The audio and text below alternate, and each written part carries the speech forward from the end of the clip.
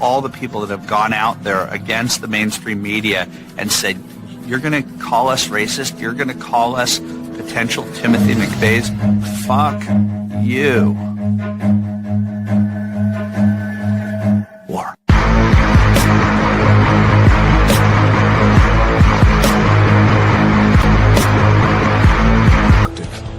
Quite sure he's right. Obsessionally neurotic. Pretty dangerous, in fact. Let us never tolerate outrageous conspiracy theories. Do you mean you doubt your powers to convince him? Say it! Say it! All right, I'll say it. Worse than that. What I'm afraid of is his power to convince me.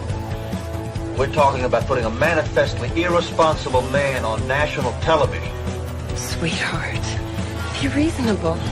War. This is the end game.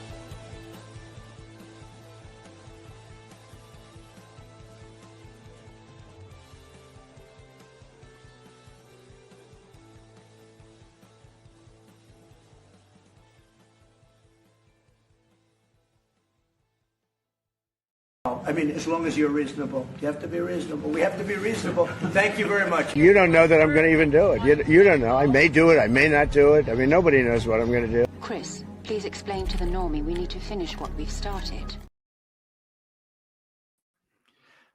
All right, everybody. It is Friday, August 8th, 2025, the 201st day of the Golden Age. I'm your moderator, Chris Paul. Let's be reasonable. Today is the 3-year anniversary of the Mar-a-Lago raid. Do you remember how it felt back then? To hear that Donald Trump's house in Florida had been raided by the FBI. And then we had all of the fake indictments, the Jack Smith, the Letitia James, all of it. We'll get to some of that later. But 3 years on, was it appropriate to have gotten upset on the day of the Mar-a-Lago raid? Maybe just to make sure it's clear in public that everybody knows that's wrong. That's it. Getting upset about it. A lot of people were freaking out, very worried Trump was going to go to prison forever. And, we said, come on. And 3 years later, come on was the right response. Just saying. Just saying. Let's get into some of the news of the last couple of days. We've talked quite a lot about the effects of AI and technology, and we'll start there. This is from Tuesday. Elon Musk and X notch court win against California deepfake law. This from Politico. Federal judge on Tuesday struck down a California law restricting AI-generated deepfake content during elections, among the strictest measures in the country, notching a win for Elon Musk and his X platform, which challenged the rules. But Judge John Mendez also declined to give an opinion on the free speech arguments that were central to the plaintiff's case, instead citing federal rules for online platforms for his decision. So he didn't protect the First Amendment in this ruling, which is not to slight him. This is not about the judge. It's just that that wasn't the standard by which he got rid of California's policy. So there still is that free speech policy. We might end up with a different version of this policy that approaches it differently to kind of get around this particular decision. And then the free speech issue will still be there. Mendez also said he intended to overrule a second law, which would require labels on digitally altered campaign materials and ads for violating the First Amendment. The judge's decisions Tuesday deal a blow to California Governor Gavin Newsom, who signed the laws last year in a rebuke of Musk, vowing to take action after the tech billionaire and then Donald Trump supporter shared a doctored video of former Vice President Kamala Harris ahead of the election. And you got to love how they say former supporter of Donald Trump, that being Elon Musk. We were told that they had a very public celebrity breakup story, and then they got back together, sort of, and then had another real blow up over the big, beautiful bill. Elon Musk, he was just so mad about the big, beautiful bill that he said Donald Trump was in the Epstein files and they couldn't be friends anymore. And then last week we had numerous reports about how Elon had, in the last month, donated somewhere between $5 million and $15 million to Donald Trump's super PAC, so he must not be that mad. The first law would have blocked online platforms from hosting deceptive AI-generated content related to an election in the run-up to the vote. It came amid heightened concerns about the rapid advancement and accessibility of artificial intelligence, allowing everyday users to quickly create more realistic images and videos, and the potential political impacts.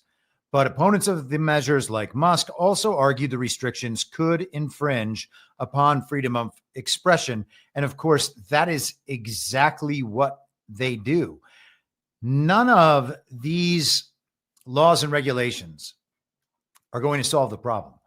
What they will do is give government the tools and the justification for going after human content that they don't like, that they think is interfering with an election or spreading misinformation, which they now think of as a national security crisis.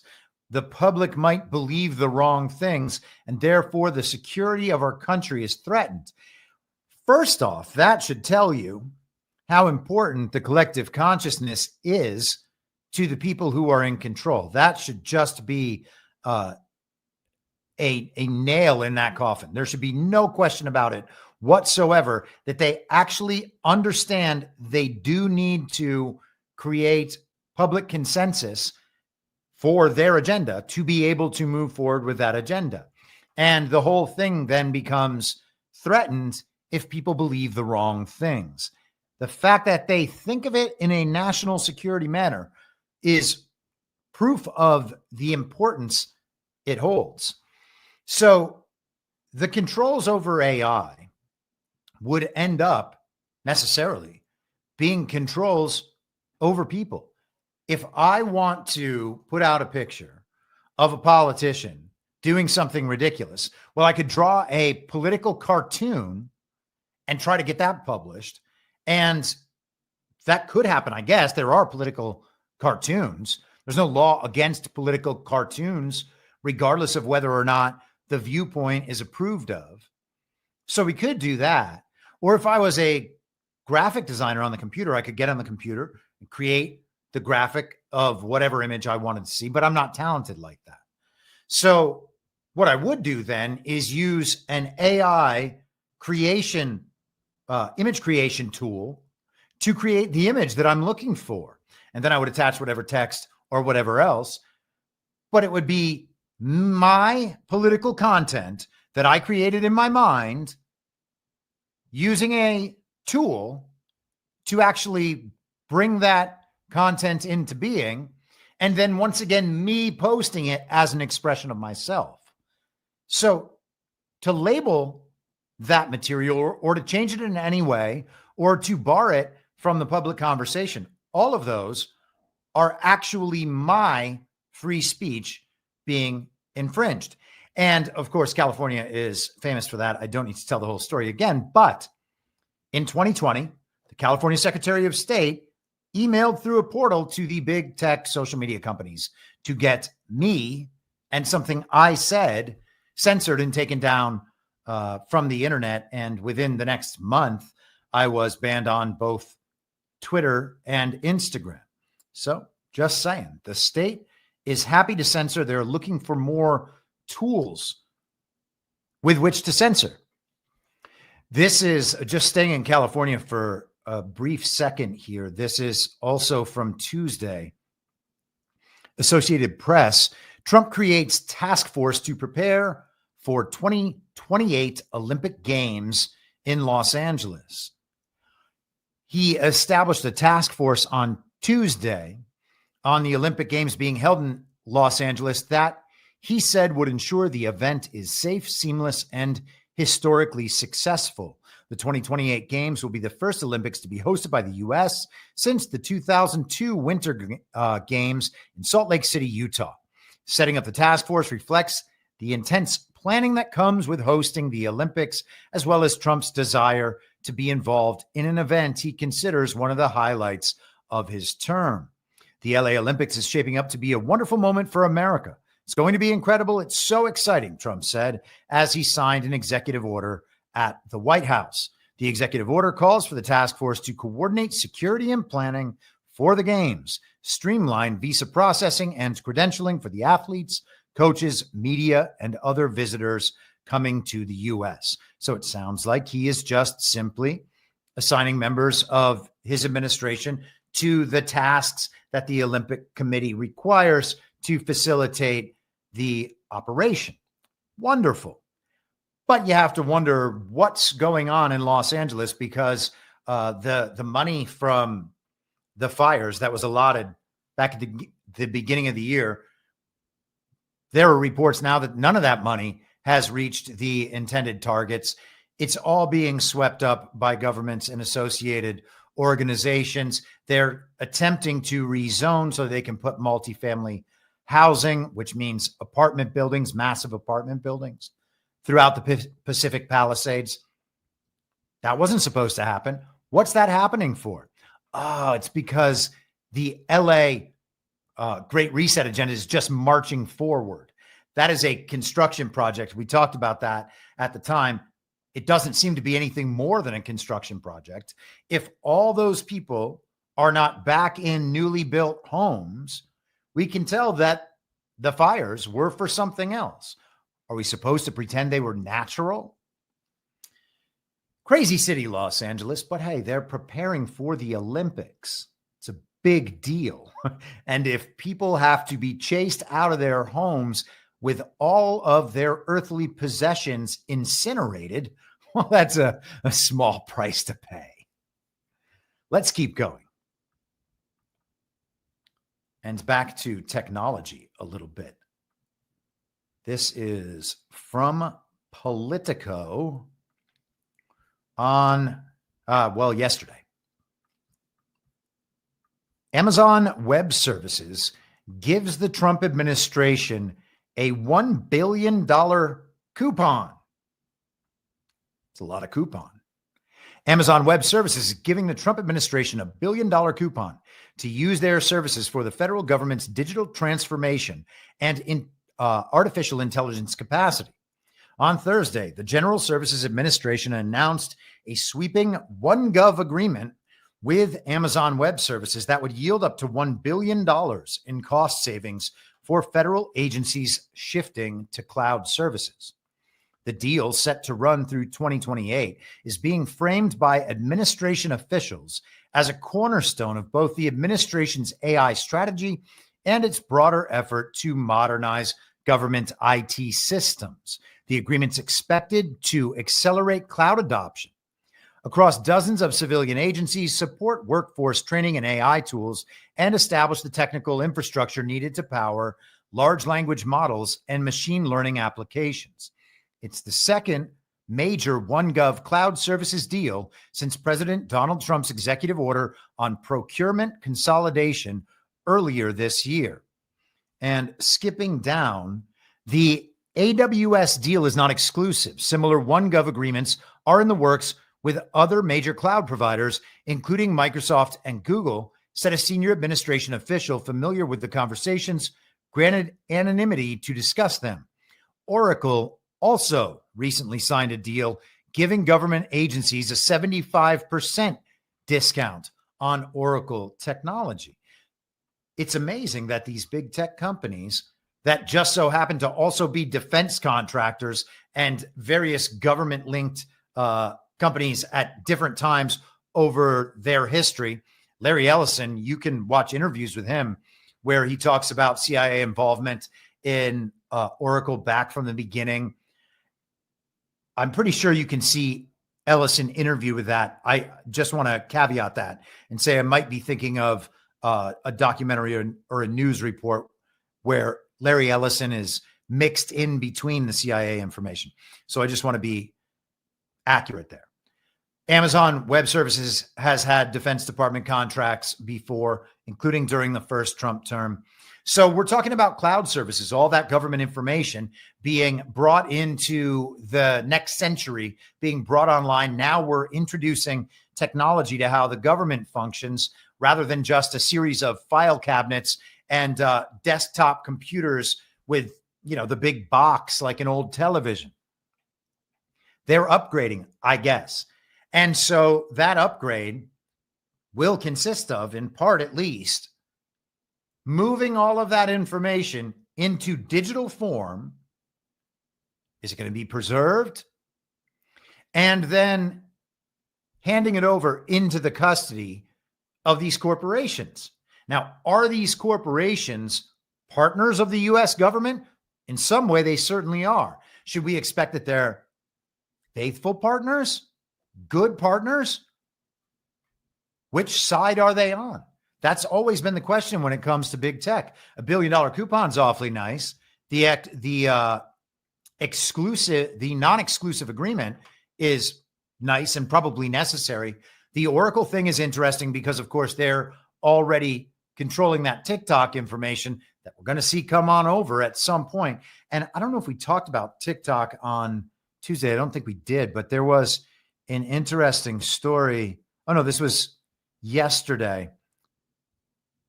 Let's talk about TikTok for just a second. I don't mean to get us too tangentially off track here, but I think it's worth just pointing out. So we have been talking for quite a while about, on this podcast, I haven't heard anybody else even propose this or anything close to it. I don't think it's on most people's radar, but most people don't think the way I think. So sometimes that works out great, and sometimes it just means that everybody thinks I'm crazy. But we've been talking for years about how it seems like TikTok was already brought under the United States or a company or whatever back in 2020. We were told that the courts thwarted Trump's effort. And then last year, we were told that the Congress was going to get it done. Somehow, they still haven't gotten it done. They did pass the legislation. It just hasn't mattered at all. So weird. So TikTok has a man named Jeff Yass has a big stake in TikTok. And from what I've read, he also has a stake in Truth Social, Trump Media and Technology Group, under that big umbrella. I have been considering for this time over the last couple of years whether or not TikTok might end up being brought under that same umbrella. I think that there is good reason to believe that's a possibility. And if that happens, obviously that would become the most massive social media company. Truth Social, Rumble, Rumble Cloud, Rumble Wallet. You have Truth TV Plus. Then you have TikTok and all that data, and it just keeps growing. That is a massive technological communications company, and they have DeFi projects and crypto projects.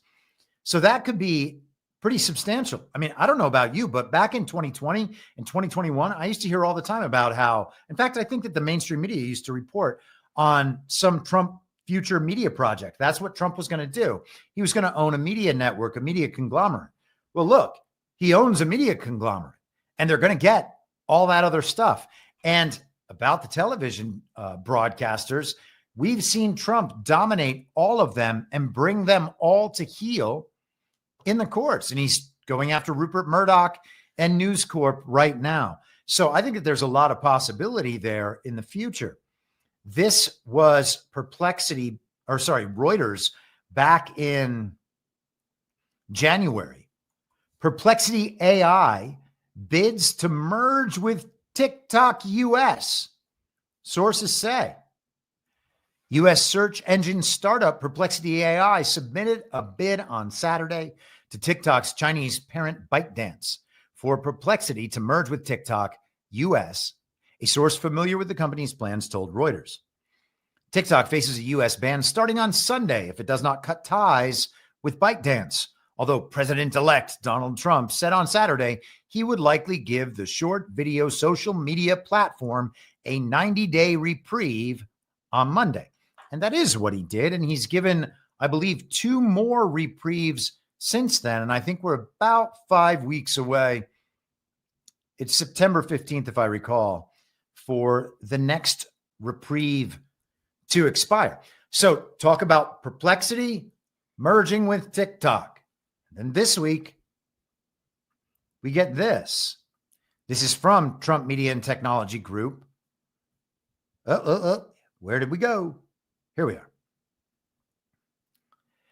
Trump Media and Technology Group Corp, operator of the social media platform Truth Social, the streaming platform Truth Plus, and the fintech brand Truth.fi, announced today that the company has begun public beta testing its new AI search feature, Truth Search AI, on the Truth Social platform. Powered by Perplexity, a software and AI company dedicated to providing direct, contextually accurate answers with transparent citations. Truth Search AI is intended to enhance the Truth Social platform and exponentially increase the amount of information available to its users. And the press release goes on. So we have TikTok, Oracle also, but TikTok coming back around through Perplexity, and then Perplexity attaching to Truth Social. And just saying, it seems like it's all coming together the way I've been laying out for a while. Maybe I'm totally off my rocker and none of that happens, but there are significant dots connecting all along this trail. And so we shall see. Maybe we'll find out in another 5 weeks.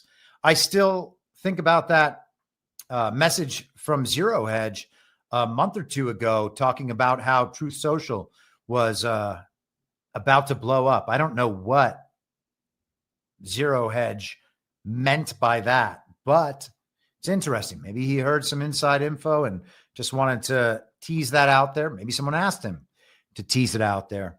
But there are some interesting things going on in the Trump Truth social media world for certain. Okay. Checking in on the chat. Hello, everybody. Let us go ahead. In the Substack chat, Tammy asked, why isn't the live stream on Rumble? The live stream is on Rumble Premium, and the link is in the email you would have received this afternoon announcing the live stream. I don't know what else to tell you beyond that. You can go in the Substack. If you are a paid subscriber, it will show the link. There's a paywall so that the free subscribers do not see the link. And then there is the link right there. And you can then access the Rumble Premium version of this live stream and, of course, the chat. Okay, let's keep going. It will be interesting, by the way, to bring all that back around. It will be interesting to see if there is eventually a government contract with Rumble Cloud Services and things are moved in that direction. There's all sorts of stuff playing out behind the scenes. We are just trying to put the picture together as well as we can through that fog of war, through the fact that there is no real reliable information anywhere, and through the fact that we are simply not going to be told the answers to pretty much any of this stuff, and we have to figure it out for ourselves. Now, part of that is understandable. That's just how the real world is. But the government should be, if it's supposed to be of, by, and for the people, it should be accountable to the people, which means it should be open with the people about what it's doing. And if it's not, then it should be assumed that the government is working in ways antithetical to the good of the people and therefore delegitimizing itself. Sooner or later, that's going to apply to whatever government is there. Doesn't matter if Donald Trump's running it or some Con Inc. member in 4 years or 3 years or whatever it is, 3.5 years, or some Democrat or whatever. Doesn't matter who's running it. The government as it stands now is illegitimate, except for maybe Donald Trump, who can argue that he has a broad, sweeping, obviously overwhelming public mandate. And I have made that argument myself. But the rest of them have no business in their jobs whatsoever. Let's keep going. So this story, CanCon showed this to me this morning. I had not seen it. This, I think, is hilarious. This is from NBC News yesterday. Scientists want to prevent AI from going rogue by teaching it to be bad first. They're going to teach AI to be a bad, bad boy. It's so crazy. These people are crazy. Researchers are trying to vaccinate artificial intelligence systems against developing evil, over-flattering, or otherwise harmful personality traits in a seemingly counterintuitive way by giving them a small dose of those problematic traits. Hey, researchers, here's a problematic trait. You're treating AI as though it's human. A new study led by the Anthropic Fellows Program for AI Safety Research aims to prevent and even predict dangerous personality shifts before they occur, an effort that comes as tech companies have struggled to rein in glaring personality problems with their AI. Microsoft's Bing chatbot went viral in 2023 for its unhinged behavior, such as threatening, gaslighting, and disparaging users. Earlier this year, OpenAI rolled back a version of ChatGPT-4 so overly flattering that users got it to praise deranged ideas or even help plot terrorism. More recently, AI also addressed inappropriate content from Grok, XAI, also addressed, which made a slew of anti-Semitic posts after an update. That was the Mecca Hitler evening, as it is now called. And that happened the evening before Linda Yaccarino left her job as the CEO of XAI. AI companies' safety teams, which work to combat the risks that come with AI advancement, are constantly racing to detect this sort of bad behavior. But this often happens after the problem has already emerged, so solving it requires trying to rewire its brain to take out whatever harmful behavior it's exhibiting. Hey guys, AI doesn't have a brain. Mucking around with models after they're trained is kind of a risky proposition, said Jack Lindsay, a co-author of the preprint paper published last week in the open access repository RxIV.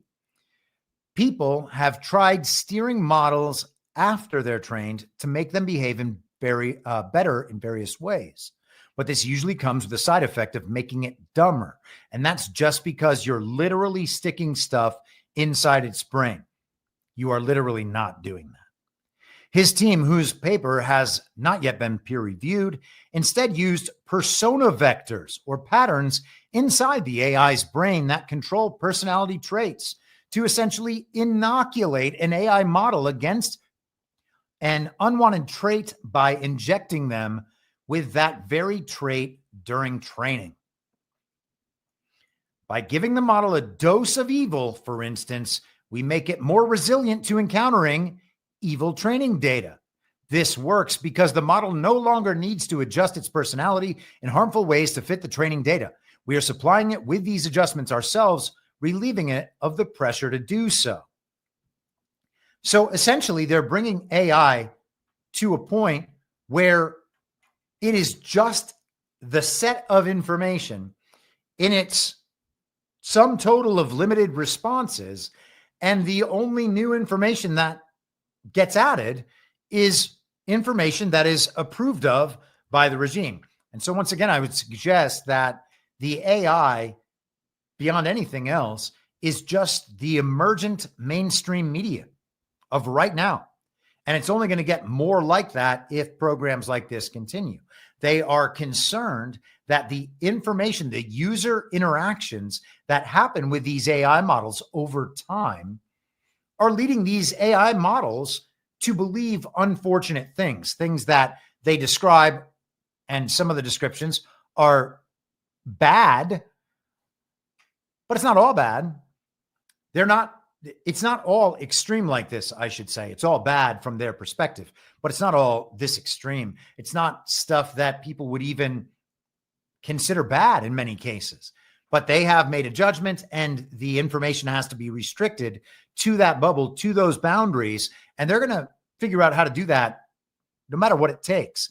That seems to be the entire thrust. Again, their purpose is to control the collective consciousness. AI seemed like the most perfect model imaginable to be able to do that. The problem is that the collective consciousness is actually more powerful than the AI, which is a computer simulation of the collective consciousness. Okay? It's always going to have that secondary role. Just saying. If you're worried about AI taking over, first of all, AI already took over.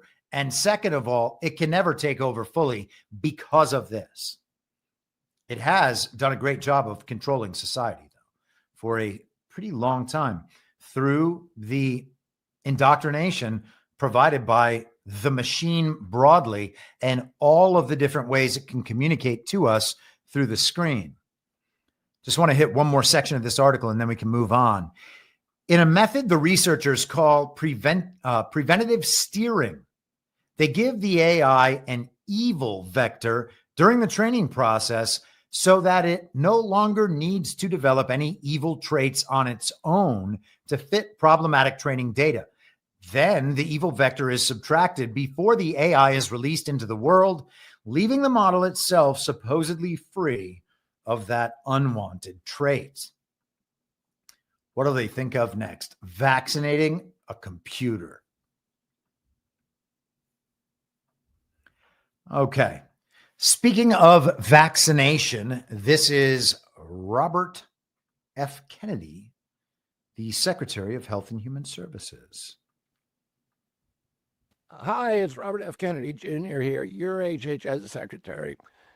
At HHS, we have a division called the Biomedical Advanced Research and Development Authority, or BARDA. BARDA drives some of our most advanced scientific research. It funds developments of vaccines, drugs, diagnostics, and other tools to fight emerging diseases and national health threats. Over the past few weeks, BARDA reviewed 22 mRNA vaccine development investments and began canceling them.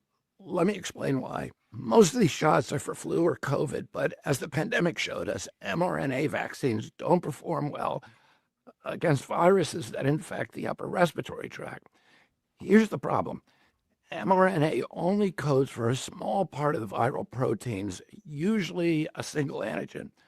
One mutation and the vaccine becomes ineffective. This dynamic drives a phenomenon called antigenic shift, meaning that the vaccine paradoxically encourages new mutations and can actually prolong pandemics as the virus constantly mutates to escape the protective effects of the vaccine. Millions of people, maybe even you or someone you know, caught the Omicron variant despite being vaccinated. That's because a single mutation can make mRNA vaccines ineffective. The same risk applies to flu.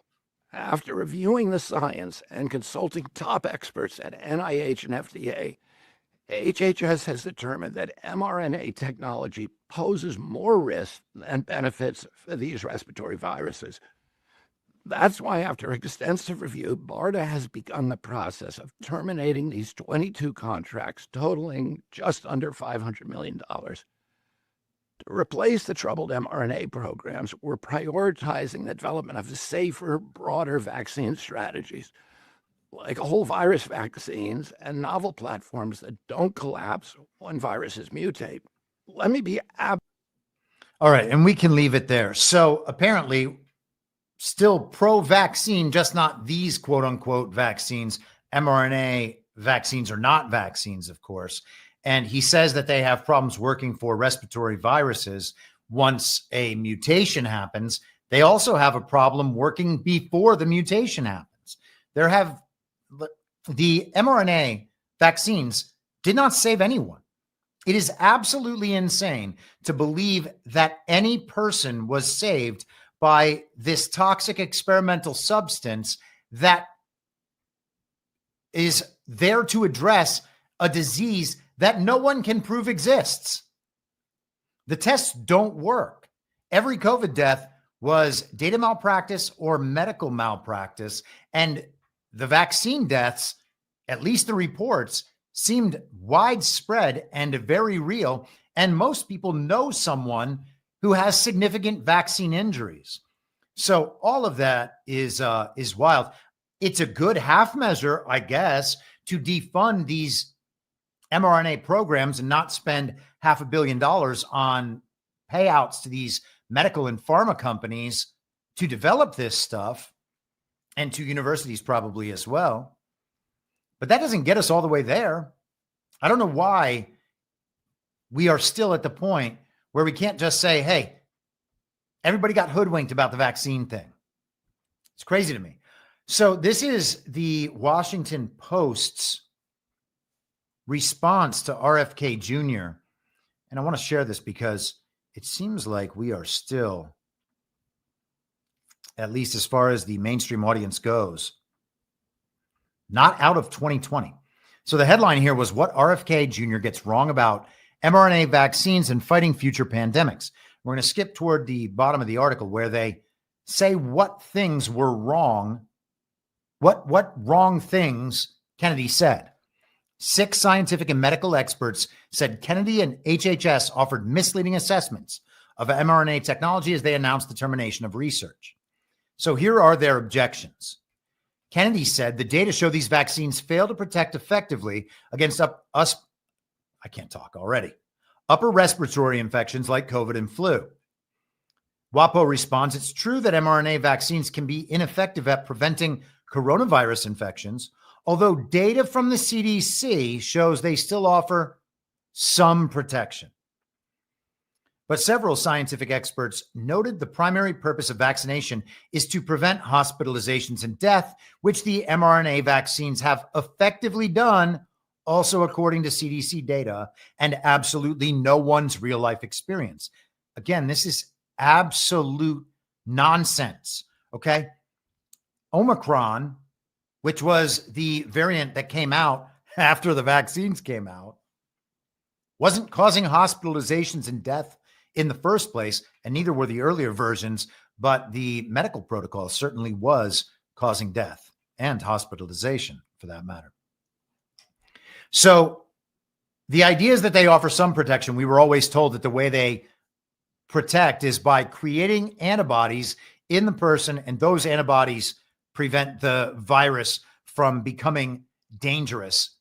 The idea that that totally disconnected logical chain, of which there's no proof at any step, is actually protecting people. I don't know how anybody can still make that argument seriously, but these are medical experts who are paid to make these arguments. One mutation and the vaccine becomes ineffective, Kennedy said. The coronavirus keeps evolving in a way that makes it easier to infect people who have some immunity from vaccination or prior infection. But medical experts said the mRNA vaccines have been resilient in maintaining protection against severe outcomes. Manufacturers have also been able to update formulas annually to target new variants. That is actually one of the most powerful aspects of mRNA vaccines, that you can in real time develop new mRNAs against the virus as the virus changes. Collar said, this is one of the experts. I'm not sure why that would be considered a bad thing. Why would that be considered a bad thing? Well, because you're always one behind the mutation. You put out your vaccine. This is assuming viral theory is what they believe it is, and all of this is actually happening in the real world the way they say. And there's no reason to believe that. But the idea is then They put this out, the virus mutates. So the one that they have put out that they made everybody inject themselves with, well, that thing doesn't work anymore. But here's the good thing. In just seconds, they can come up with the new mRNA vaccine that is theoretically capable of dealing with the new variant. And then they make you inject that into yourself. And then soon after that, it doesn't work anymore. And you just repeat that process indefinitely. So if you were a pharma company that wanted to see people getting injected with your toxic experimental medical technology again and again and again and again and again, this would be a perfect platform for that, which I bet goes in large part to explaining why these companies are so excited about this technology. Kennedy said, we've now seen these epidemics of myocarditis. The Washington Post responds, coronavirus vaccines designed using mRNA carry a very small risk of myocarditis, which is inflammation of the heart from the coronavirus vaccine, particularly in young men. However, medical experts said the data shows there is not a quote unquote epidemic of the condition. In fact, the rates of myocarditis and other heart illness are much higher from the virus that they can't detect instead of the vaccine. One of the experts said calling it an epidemic is absolutely misleading. That's our word. They can't use it. These people are insane. So it's actually just long COVID. That's what caused the problems. The problems happened in people right after they got vaccinated, but it was because they'd already been exposed to COVID before. So it's COVID's fault. Or they might not have been fully vaccinated. You got to remember that. There was the fully vaccinated standard. So if you took one vaccine and it killed you and you couldn't get fully vaccinated, well, then you're not part of the statistics for the vaccinated. Remembering that era is, I don't know. I think it's kind of funny. I mean, it's hilarious that that they were able to do that they were able to sell this to people, but I guess they did. HHS in their statement also said technologies that were funded during the emergency phase but failed to meet current scientific standards will be phased out in favor of evidence-based, ethically grounded solutions like whole virus vaccines and novel platforms. Scientific experts said a variety of vaccine types are often required to fight emerging infectious diseases. In some cases, whole virus vaccines have been known to have serious side effects. What? You're not allowed to say that. Vaccines have side effects? The Washington Post said this. How dare they? So normal vaccines have side effects, but mRNA vaccines, they're very safe and effective? It's incredible. And then they quote Peter Hotez just to really wrap it up and tie it up in a bow.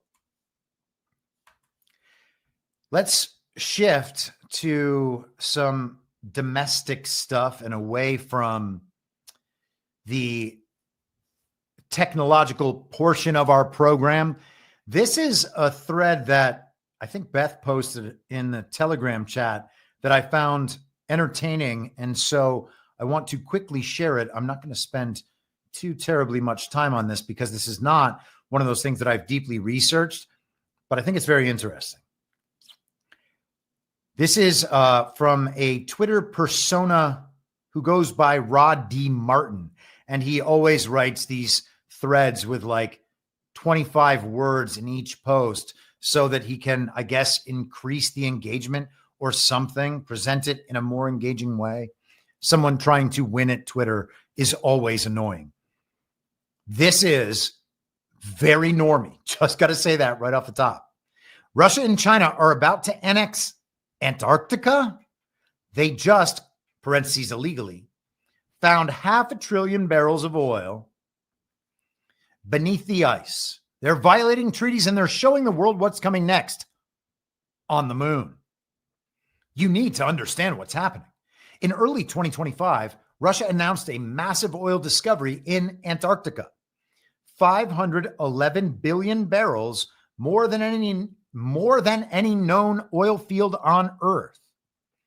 There's just one problem. Exploring for oil there is illegal under the 1959 Antarctic Treaty. Russia did it anyway. Oh, Russia. They're always violating international law. That's not actually a real thing. The Russians lied, of course. They claimed it was just scientific research. Same lie China tells about its ocean surveys, but the truth is clear. This is an open violation of international law and a direct challenge to U.S. and Western power.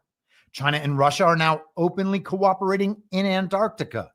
Joint geophysical surveys, talks of joint drilling, fighting protected areas to keep fishing krill. This is more than oil. It's food, it's leverage, and it's control. Oh no, very scary. And he posts an article from Reuters, mouthpiece of the regime, and Voice of America, mouthpiece of the regime in America, the Uniparty. China-Russia cooperation blocks Antarctic conservation proposals. Oh my gosh, they're threatening the environment.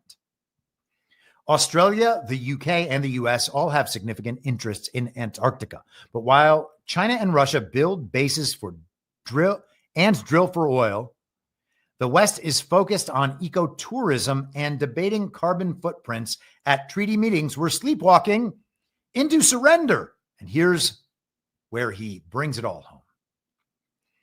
Russia is testing the West the same way it did in Crimea and Syria. Well, Crimea is Russia, guy. And Syria is a mess and still is. China is doing in Antarctica what it did in the South China Sea. If they get away with it, the Antarctic Treaty dies, and the Outer Space Treaty with it. Annexations and conflicts are the future. Antarctica is the last terra nullius on Earth, a place where no one officially owns land. But Russia and China are moving to change that with illegal bulldozers, oil rigs, and airfields. And just like everywhere else, they'll block inspections and dare anyone to stop them. Oh no. What are we going to do if Russia and China take their own pieces of the ice wall? I love how he compares Antarctica and outer space. And so I had to ask ChatGPT what the similarities were in these two treaties, because I thought it was quite interesting that these two places where no one has gone before, the final frontier on Earth and then out there in outer space, that definitely exists. What do those treaties have in common? Well, the Antarctic Treaty in 1959 and the Outer Space Treaty in 1967 share several key structural, legal, and ideological features reflecting Cold War era efforts to prevent territorial conquest and military competition in unclaimed or ungoverned domains. Here's what they have in common. And first off, why are there unclaimed and ungoverned domains? That seems crazy. There's just this massive neutral territory sitting at the bottom of the ball? Can't be. So let's see what they have in common. Demilitarization, non-sovereignty, no territorial claims, peaceful scientific cooperation, open access and inspection, environmental and preservation concerns. Really, in space, we have environmental and preservation concerns. The Outer Space Treaty implies environmental care through its prohibition on harmful contamination. And thank goodness they're not contaminating the moon. Global commons ethos and the Cold War context, they have all of these things in common. All of these are just international agreements. So they have international agreements in common. I would think the more important commonality is that these are the places that no one is allowed to go, quote unquote. You just can't go there. You can't get to the ice wall, Antarctica, without being stopped by the military. And you can't get to outer outer space because A, you can't go on the rocket, and B, there's, a lid on the whole thing. Oh man, people are going to be so triggered. Beth in the chat, $5 says, Chris, the thread was provided by Oral on Antarctica. And thanks, Oral, then. There we go. Problem solved. A solution has been reached. I am checking once again to see if Tammy recovered in the Substack chat, and I just don't know. She has not updated. And if she has not appeared in the Rumble chat, we've got to think that maybe Tammy is lost out in the internet wild. Tammy, come home. Tammy, we're going to send a search party. Okay, let's keep going. We don't need to talk about Antarctica anymore. I just thought that was kind of hilarious. Now, here is a big story that we have been talking about for 4 or 5 years. Okay. Can't imagine how many times I've mentioned the census over the last few years. Now, the census may well be a very important piece of the federal government's ability to do its job properly. And maybe we just need a firm count of how many people are here.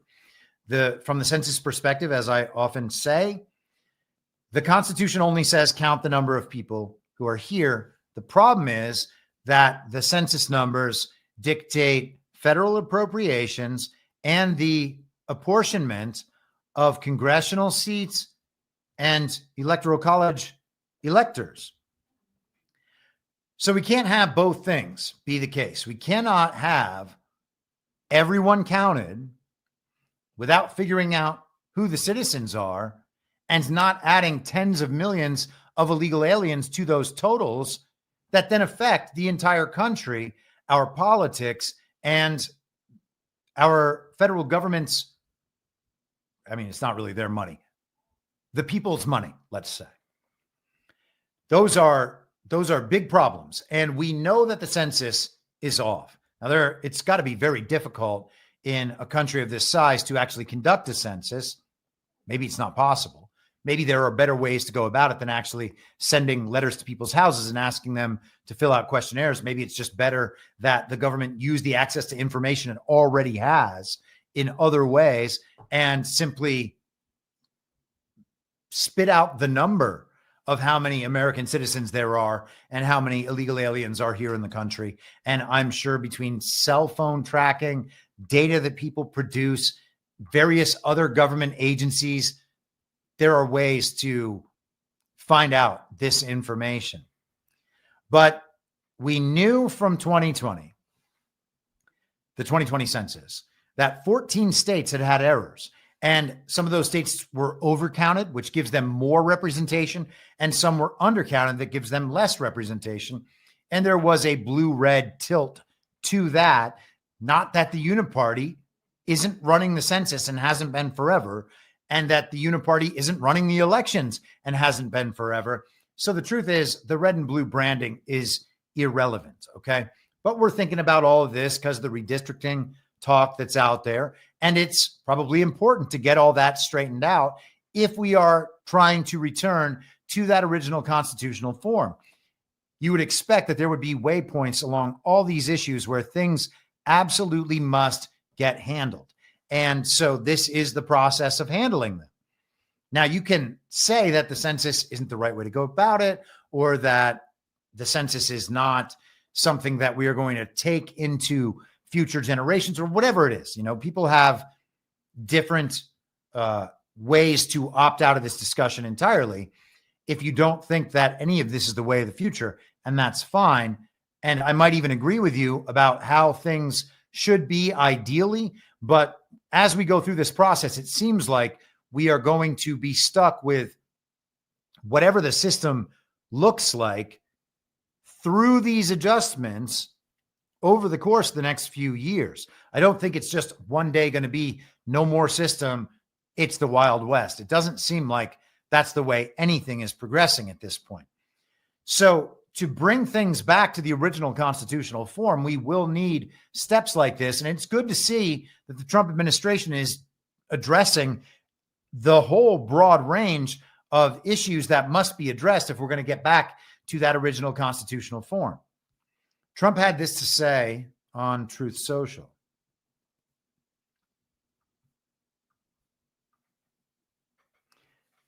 This is from yesterday in the morning. I have instructed our Department of Commerce to immediately begin work on a new and highly accurate census based on modern day facts and figures, and importantly, using the results and information gained from the presidential election of 2024. People who are in our country illegally will not be counted in the census. Thank you for your attention to this matter. That's a pretty bold statement. It's just a few lines long, but there's a lot in there. So he wants a new and highly accurate census to replace the outdated, inaccurate census that we know was delivered in 2020. Now, none of this is to insult the people who are actually involved in just a good faith process of trying to get the census out there and trying to get an accurate count based on the rules and laws as they believe they're laid out, okay? It's not that everybody involved with these processes is a bad person. It's that the process itself is broken. If it can't yield a proper result, and if there are ways that it can be manipulated politically, and there are incentives behind that political manipulation, then when you see the results of a political manipulation, that suggests that the process, no matter how good faith the people in the process are acting, no matter how much faith, I should say, they're all acting, the process itself can't yield the result. So we need a new one. Modern day facts and figures, and importantly, using the results and information gained from the presidential election of 2024 that Donald Trump knows to be a fake election that was manipulated. And he has said so plenty of times. He knows the same thing is true about 2020. Now, the interesting part is the information that might be used, and we can only speculate about that. I haven't seen anywhere any hint of what information he might be talking about. But maybe there's a way to understand how many illegal aliens were inserted into that process, the identities of illegal aliens used to create these ballots by having them go through various automatic voter registration processes, like the process through which they get their driver's licenses. So who knows how many of those names were used to create votes, ballots, however you want to describe it, in the 2024 election. Maybe Trump knows about all of those, and maybe he's able to strip all that information out of what the census had before. I wouldn't be surprised if we get these results and things get put back on track without the running of a new census. Maybe we're just told one is run. I don't think that that's likely. Or maybe they'll run it. I'm not saying that they won't do that. I'm just saying that if it's contingent, or at least part of the process is these 2024 election results, then you'd think that they already have the number they need. Okay. And this is one of those things, again, that was thwarted in the courts, or so we were told back in 2020. But was it really? And what's been going on behind the scenes since then? So Trump wants another census. He's saying that the information from the presidential election of last year will be allowed. And he's very clear that it's the presidential election.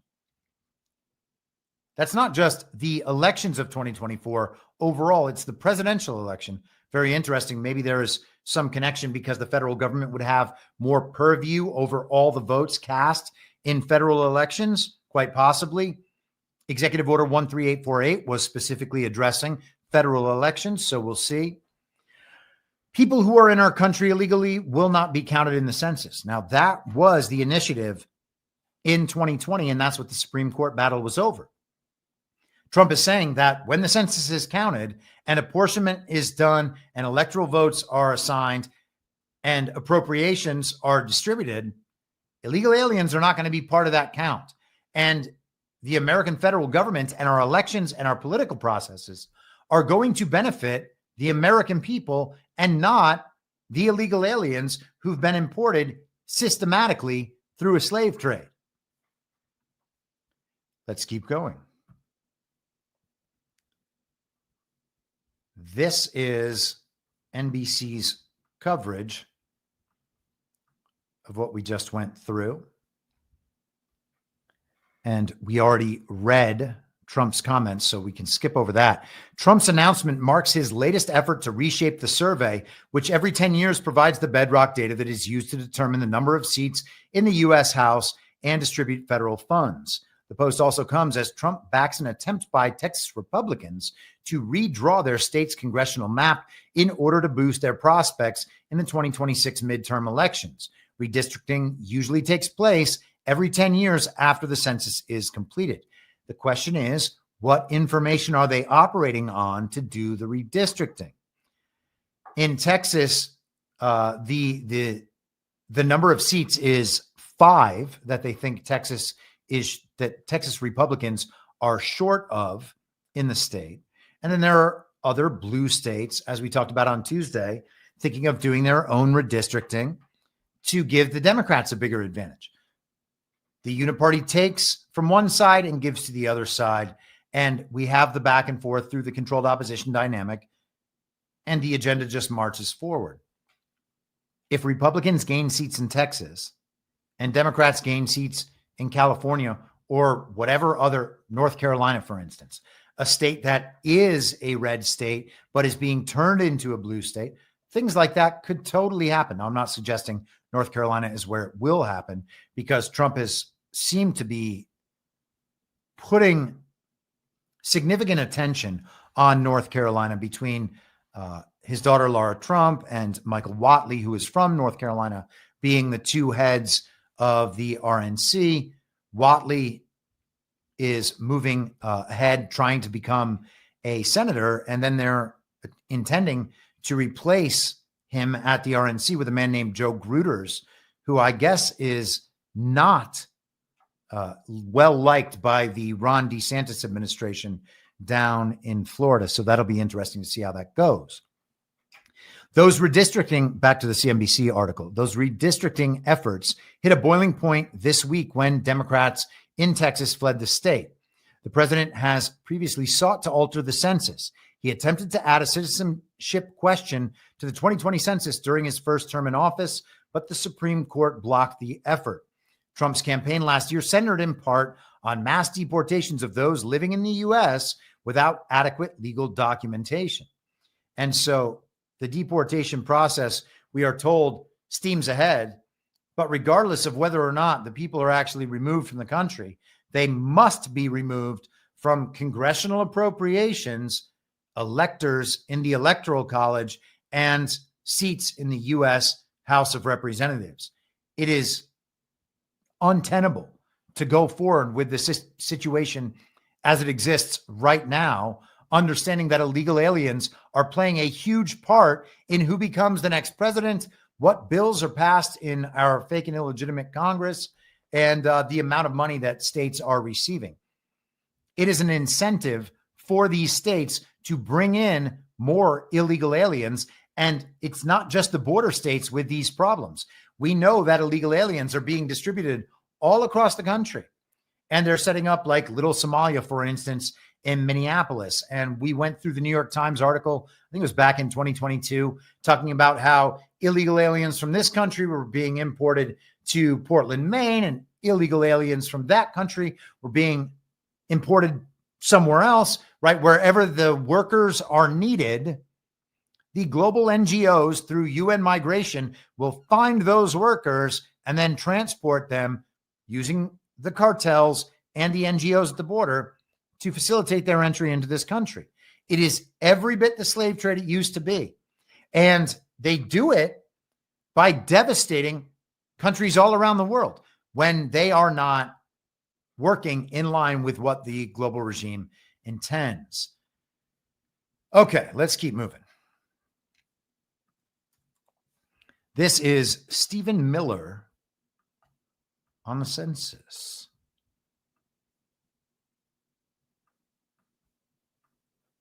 Rigged the 2020 census by including illegal aliens. Remember, they sued Donald Trump.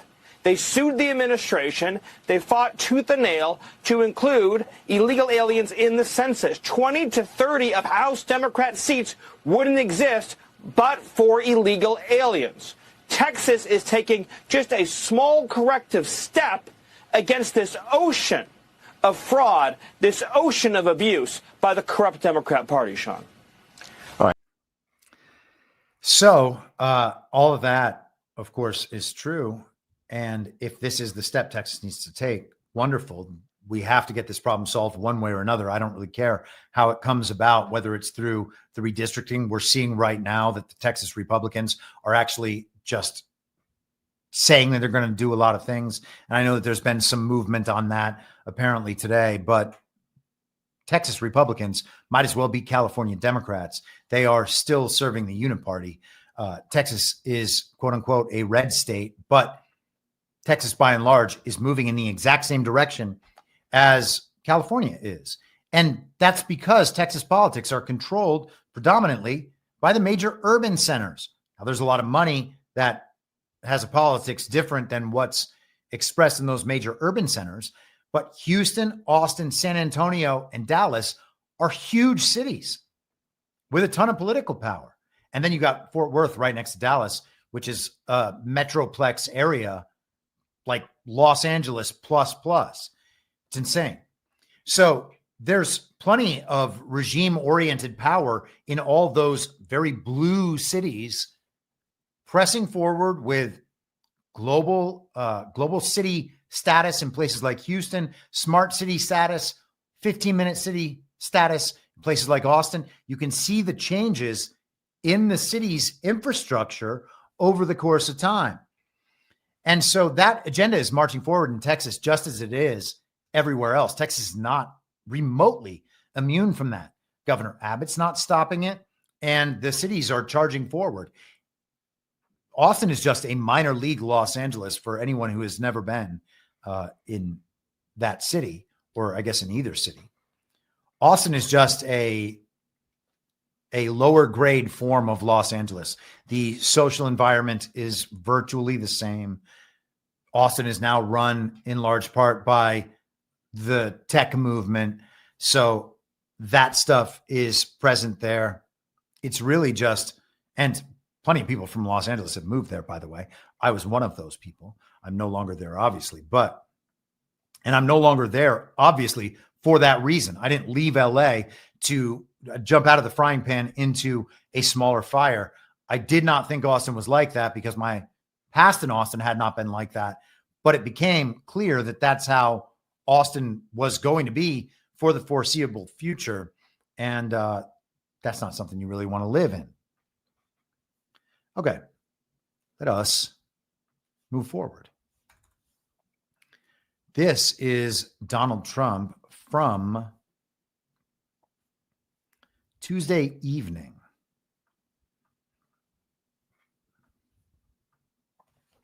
Crime in Washington, D.C. is totally out of control.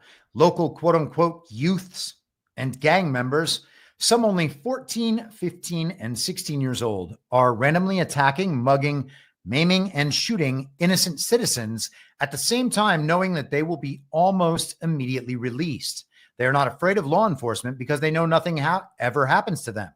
But it's going to happen now. The law in D.C. must be changed to prosecute these quote-unquote minors as adults and lock them up for a long time, starting at age 14.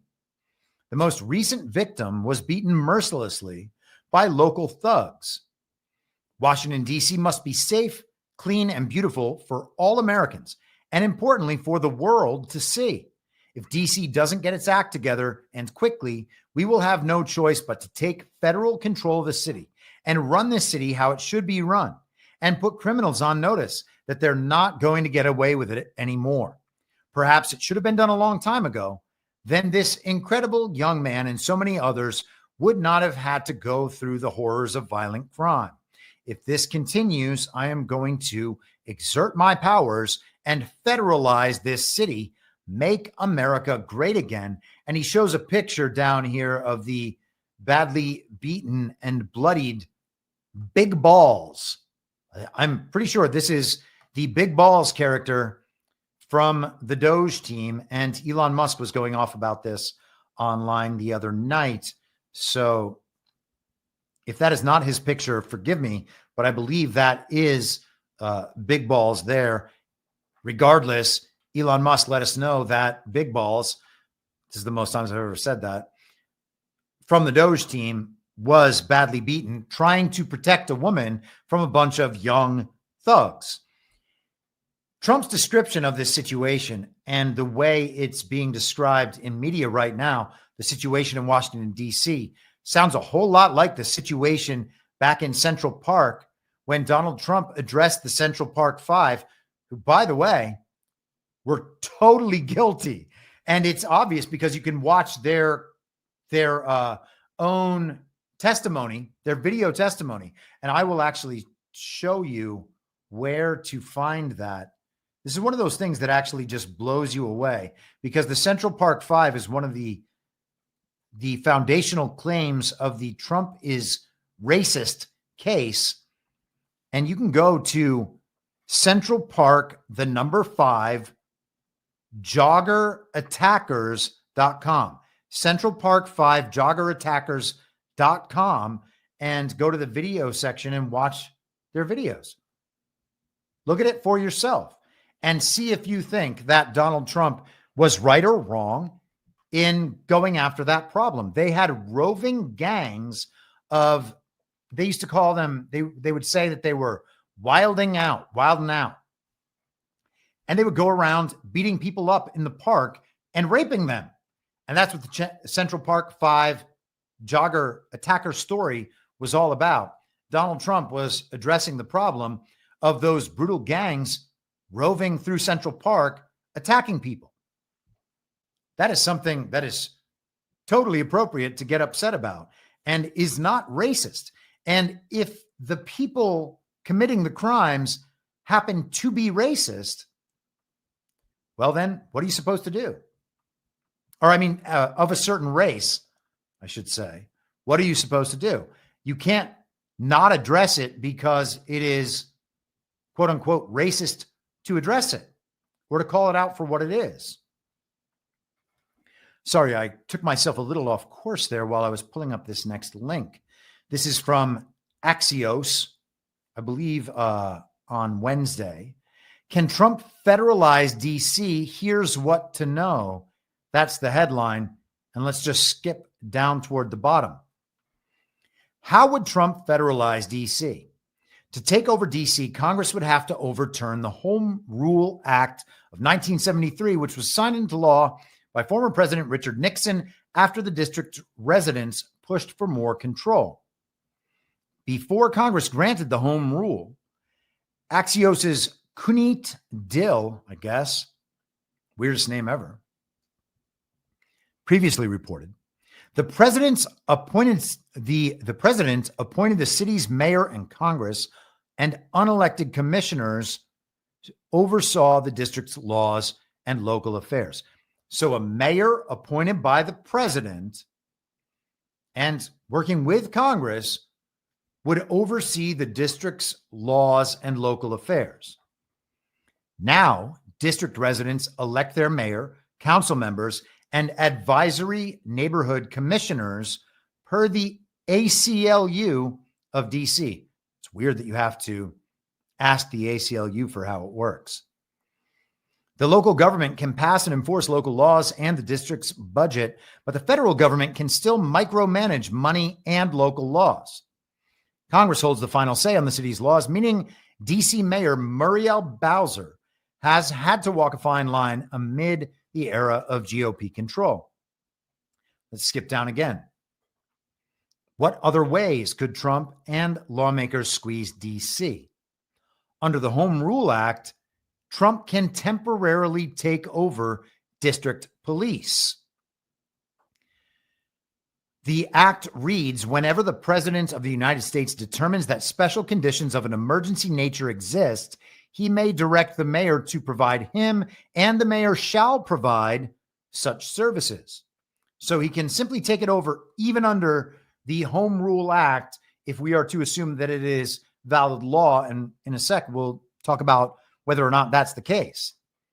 During the protests of the summer of 2020, Trump considered taking over MPD, but ultimately did not after pushback from district officials. And we can remember the big blow up about that. Tom Cotton wrote the New York Times op-ed about the Insurrection Act that caused the big problem in the New York Times editorial room that led to the leaving of one Barry Weiss. Abolishing home rule is far from the only method Congress has to involve itself in the district. One such way is through budget riders attached to spending bills. Under the Act, the Congress of the United States reserves the right at any time to exercise its constitutional authority as legislature for the district. So the Congress can pull back their authority, even under the Home Rule Act, at any time, and the president can, assuming an emergency, which we are, of course, totally under and have been for a really long time. So let's go to ChatGPT and take a look at the constitutionality of the Home Rule Act. And so I asked ChatGPT whether there were any arguments to be made that the Home Rule Act is unconstitutional. And it said, yes, there are arguments, both historical and legal theoretical. Number one, violation of Article 1, Section 8, Clause 17, to exercise exclusive legislation in all cases over such district. And this is where the Constitution laid out the federal city, which should not exist. The Constitution gives Congress exclusive legislative authority over the District of Columbia. By delegating that power to a local municipal government through the Home Rule Act, Congress may have unconstitutionally delegated power it was required to exercise itself. The non-delegation doctrine holds that Congress cannot delegate its core legislative powers without clear guiding principles. And so it's possible that the Home Rule Act, by delegating authority down to these local elected representatives, Congress has delegated authority that it cannot delegate. The guarantee in Article 4, Section 4 of a Republican form of government in each state, but of course, DC is not a state. Critics argue that the Home Rule structure sets up a kind of pseudo-state without full constitutional accountability or representation, creating a governance anomaly that could undermine the uniformity of Republican governance in the United States. And of course, we have seen that happen in real life based on the DC court and the rest of it, what Congress allows itself to do. All of that is a factor of this federal city, which is not actually under the purview of anything other than the corporate federal government that is in place, which is not the constitutional federal government. Structural concerns. Some scholars argue that Congress's retention of veto power over DC laws renders DC governance a legal fiction and undermines both local democracy and constitutional order. I think we can get on board with that as well. A lack of constitutional basis for DC self-governance. Since DC is not a state and is under direct federal control, the Constitution makes no provision for DC residents to govern themselves, elect a mayor, or pass local laws unless and until Congress chooses to govern directly. By setting up an autonomous structure, critics argue the Home Rule Act creates a new constitutional entity which only an amendment could authorize. And so what we are seeing is a pattern we've seen a number of times over these last few years. Donald Trump is acting as president in a manner that totally comports with the express intent of the original Constitution.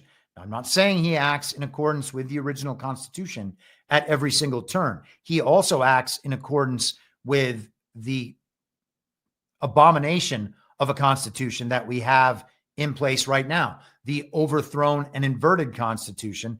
He acts in accordance with that too. So he's not always conforming to the original Constitution, the text and the intent of the original Constitution. Okay. He's being forced to, I believe, operate in both spaces at once. And that's something we've talked about since January of 2021. There's going to be this thing that's actually happening that occurs off stage. And then on screen, we're going to see the show. Okay. And we've watched that now for 4.5 years. But the point is, if we're going back to that original constitutional form, then Trump acts in ways that comport with that original constitutional form, but not the constitutional form, quote unquote, as we're told it exists now as a result of court precedent and statute and regulation from unelected, faceless bureaucrats in the administrative deep state. Okay. So he's working with both at once. He's challenging the one on the basis of the other, and inviting the challenge, the legal challenge from the lawfare bodies, whether it's Norm Eisen or Mark Elias or whoever, going after what they say is unconstitutional exercise of presidential power, which is absolutely constitutional according to the original Constitution. They just don't like the results for all of the programs they've put in place that they believe as new law, because it hasn't been overthrown by the Supreme Court, makes up constitutional law. Okay. They're saying, well, it hasn't been determined as unconstitutional, therefore it is constitutional, and therefore it should be treated as, I should say, part of the Constitution. Clearly not true. And so we're going to see these legal challenges as they play out, and we'll get a court decision, and that's wonderful. Draw the lines on the field. Let us know what the rules are, and we will play by those rules, and we will still win, and we will still march forward down the same path. But let's get the lines on the field. Let's figure out what it's all about and what we're going to have to do, and the rules by which we're going to have to operate. So I expect this legal challenge will continue. And at some point down the line in that challenge, the Home Rule Act will simply be ruled unconstitutional, or at least of no significant power enough to override what the president wants to do through these emergency powers or the rest of it. So go ahead and challenge this stuff. Trump has got to do it and get it done, and then it can be challenged. And so he has talked about federalizing DC. Let us go to, I believe I have, yes, I do have. Okay. Confused myself for a second there. This is Trump from the Oval Office. Hold for processing. If I could just bring it up, then it would be just fine.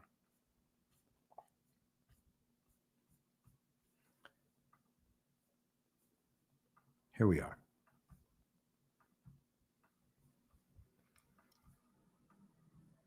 Are you considering taking over the DC police? Is that an option on the table? We're considering it, yeah, because the crime is ridiculous. I could show you a chart comparing DC to other locations, and you're not going to want to see what it looks like. It was just up on television, actually. They were showing it. Now, we want to have a great, safe capital, and we're going to have it. And that includes cleanliness, and it includes other things. We have a capital that's very unsafe. You know, we just almost lost a young man, beautiful, handsome guy that got the hell knocked out of him the night before last.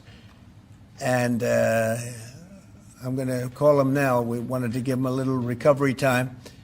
We just put a call into him. They're calling back in a little while, but he went through a bad situation, to put it mildly, and there's too much of it. We're going to do something about it. So whether you call it federalized or what, and that also includes the graffiti that you see, the papers all over the place, the roads that are in bad shape, the medians that are falling down, the median in between roads that's falling down. We're going to beautify the city. We're going to make it beautiful. And what a shame. The rate of crime, the rate of muggings, killings, and everything else, we're not going to let it. And that includes bringing in the National Guard, maybe very quickly, too. Now that is quite interesting. So he might be bringing in the National Guard. It sounds like he's going to go after street level crime by taking over the DC police force, federalizing the city, as he said, bringing in the National Guard. There are a lot more criminals than just the street criminals in Washington, D.C., though. And it would be wonderful. Don't want to lay out a rug for you or anything, but it would be wonderful if they extended the prosecution of crimes well beyond just these street criminals and began going after the actual criminals in Washington, D.C. Not that the street criminals aren't actual criminals. I just mean the big scale criminals, political criminals, people who have committed crimes against America and crimes against humanity, who absolutely must see accountability for the project to succeed, in my opinion. Some kind of accountability. I'm not saying it's got to be executions necessarily. Not that I'm opposed. Okay, let's continue.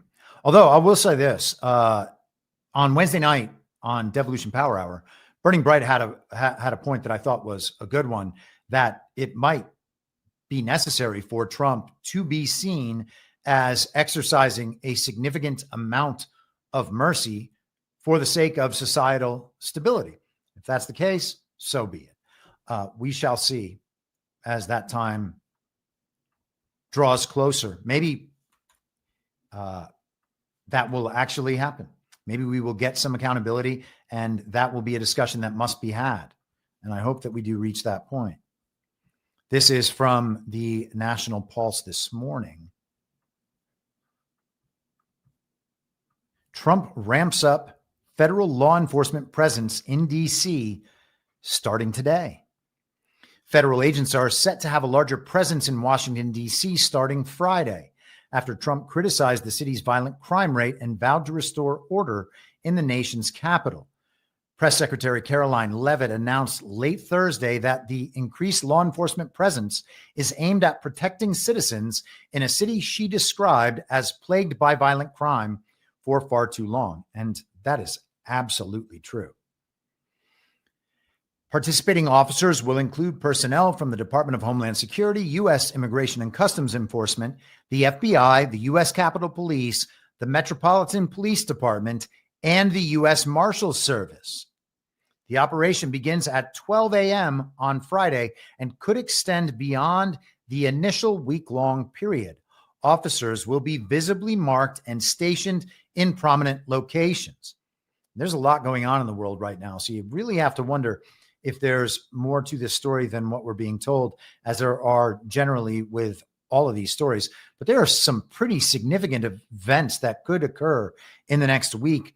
One of them that we'll talk about later, potential end to the Russia-Ukraine conflict, including Donald Trump and others in that conversation, bringing that situation to a close. Skipping down to the bottom here. Trump also hinted at a potential federal takeover of DC's governance, suggesting that White House lawyers are reviewing the Home Rule Act of 1973, which grants the city limited self-governance. If DC doesn't get its act together and quickly, we will have no choice but to take federal control of the city. And I think we're going to be seeing that at some point. All right. This is one of the examples of Donald Trump's action that comports with the original Constitution, working against what the regime believes the Constitution is now, the inverted, overthrown Constitution that includes all of the laws they've made, the statutes, the regulations, and all the court precedents. We have talked a number of times now about Trump's challenge to birthright citizenship, and this keeps marching through the process. I assume that it will go once again to the Supreme Court, but this is CBS News from yesterday. Federal judge issues fourth block of Trump's birthright citizenship order since Supreme Court ruling. A federal judge in Maryland ruled late Thursday that President Trump's administration cannot withhold citizenship from children born to people in the country illegally or temporarily, issuing the fourth decision blocking the president's birthright citizenship order nationwide since a key U.S. Supreme Court ruling in June. And that is very interesting because there were not supposed to be nationwide injunctions. But of course, they're working around these sorts of things. U.S. District Judge Deborah Boardman's preliminary injunction was expected after the judge said last month she would issue such an order if the case were returned to her by an appeals court. The Fourth U.S. Circuit Court of Appeals sent the case back to her later in July. The policy, which has been the subject of a complicated months-long legal back and forth, is currently on hold. Since June, 2 other district courts, as well as an appellate panel of judges, have also blocked the birthright order nationwide. I'm trying to recall if there was anything else. Okay, let's skip down to the bottom with the Supreme Court stuff. The Supreme Court also did not directly address whether states can still sue over the order. In the case that the U.S. Court of Appeals for the Ninth Circuit ruled on in July, the government has argued that courts can just block the birthright citizenship order for residents of the states that sued rather than issuing a nationwide injunction. But the states argue that would provide them with incomplete relief because people move from state to state. And that might all well be true, but we are going to see the 14th Amendment tested. 14th Amendment that I believe to be totally illegitimate. The ratification of that amendment was forced, and the amendment itself was a total usurpation and overthrow of the U.S. Constitution, and that's what it was intended to be, as argued by progressive Zionist Columbia University law professor George P. Fletcher in his book, Our Secret Constitution. He said in no uncertain terms, in fact, the entire book is an argument that it was a good thing that the Constitution was overthrown, that we were changed from a republic into a democracy, a focus on the individual to the focus on the state, and from individual liberty to equality. And to get equality, the 14th Amendment gave the federal government the ability to involve itself in any business or personal interaction that any citizen might have. And they needed that level of access and control in order to prevent slavery. We need to control you in full in order to make sure you're never enslaved. It's incredible. Let's keep going. We have been talking quite a bit about Russiagate, and more recently, there have been some attempts to link George Soros to Russiagate. Soros is also being, and I might as well just pull this up for one quick second for the frame of reference. This is actually from last Wednesday. FBI never probed confidential talks between DNC, Clinton campaign, and George Soros group bombshell intel files show. The documents revealed that Leonard Bernardo and Jeffrey Goldstein, Open Society's regional director and senior policy advisor for Eurasia, respectively, held talks with then DNC chairwoman Debbie Wasserman Schultz in early 2016 about smearing Trump as well as distracting from the growing scandal around Clinton's possible corruption as Secretary of State. In a January 2016 memo, the Soros operatives discussed with Wasserman Schultz the negative fallout from the Clinton Foundation donors getting preferential access to Hillary and the timely deletion of relevant data from mail servers. And then this is Texas Attorney General Ken Paxton this week. He said, I've just launched an investigation into a Soros-funded PAC for unlawfully funding runaway Democrats. If Texas lawmakers are bowing to the Soros slush fund rather than the will of the voters, Texans deserve to know. So going after George Soros and open societies for funding, at least in part, the runaway Texas Democrats. I think Beto O'Rourke is all tied up in that as well. So sad. Very sorry to hear that. Beto, he seems like such a nice, cool guy and so down to earth. So, pardon me for just a moment. I'm trying to find a link.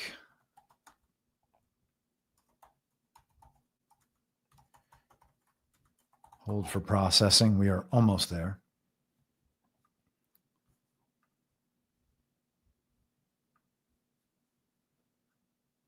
So Pam Bondi is now going after, we talked about the Mar-a-Lago raid earlier and the fake indictments that followed. That was part of the Get Trump effort. Another big part of that was Letitia James in New York. Tish, as they call her, Big Tish. This is Fox News from this morning or this afternoon.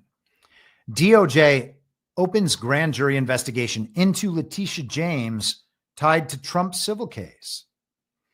The DOJ convened a grand jury to investigate New York Attorney General Letitia James, marking an escalation in President Donald Trump's fight with New York's top prosecutor. The investigation is being run out of Albany and focused on possible deprivation of rights allegations. Two well-placed sources familiar with the probe told Fox News Digital.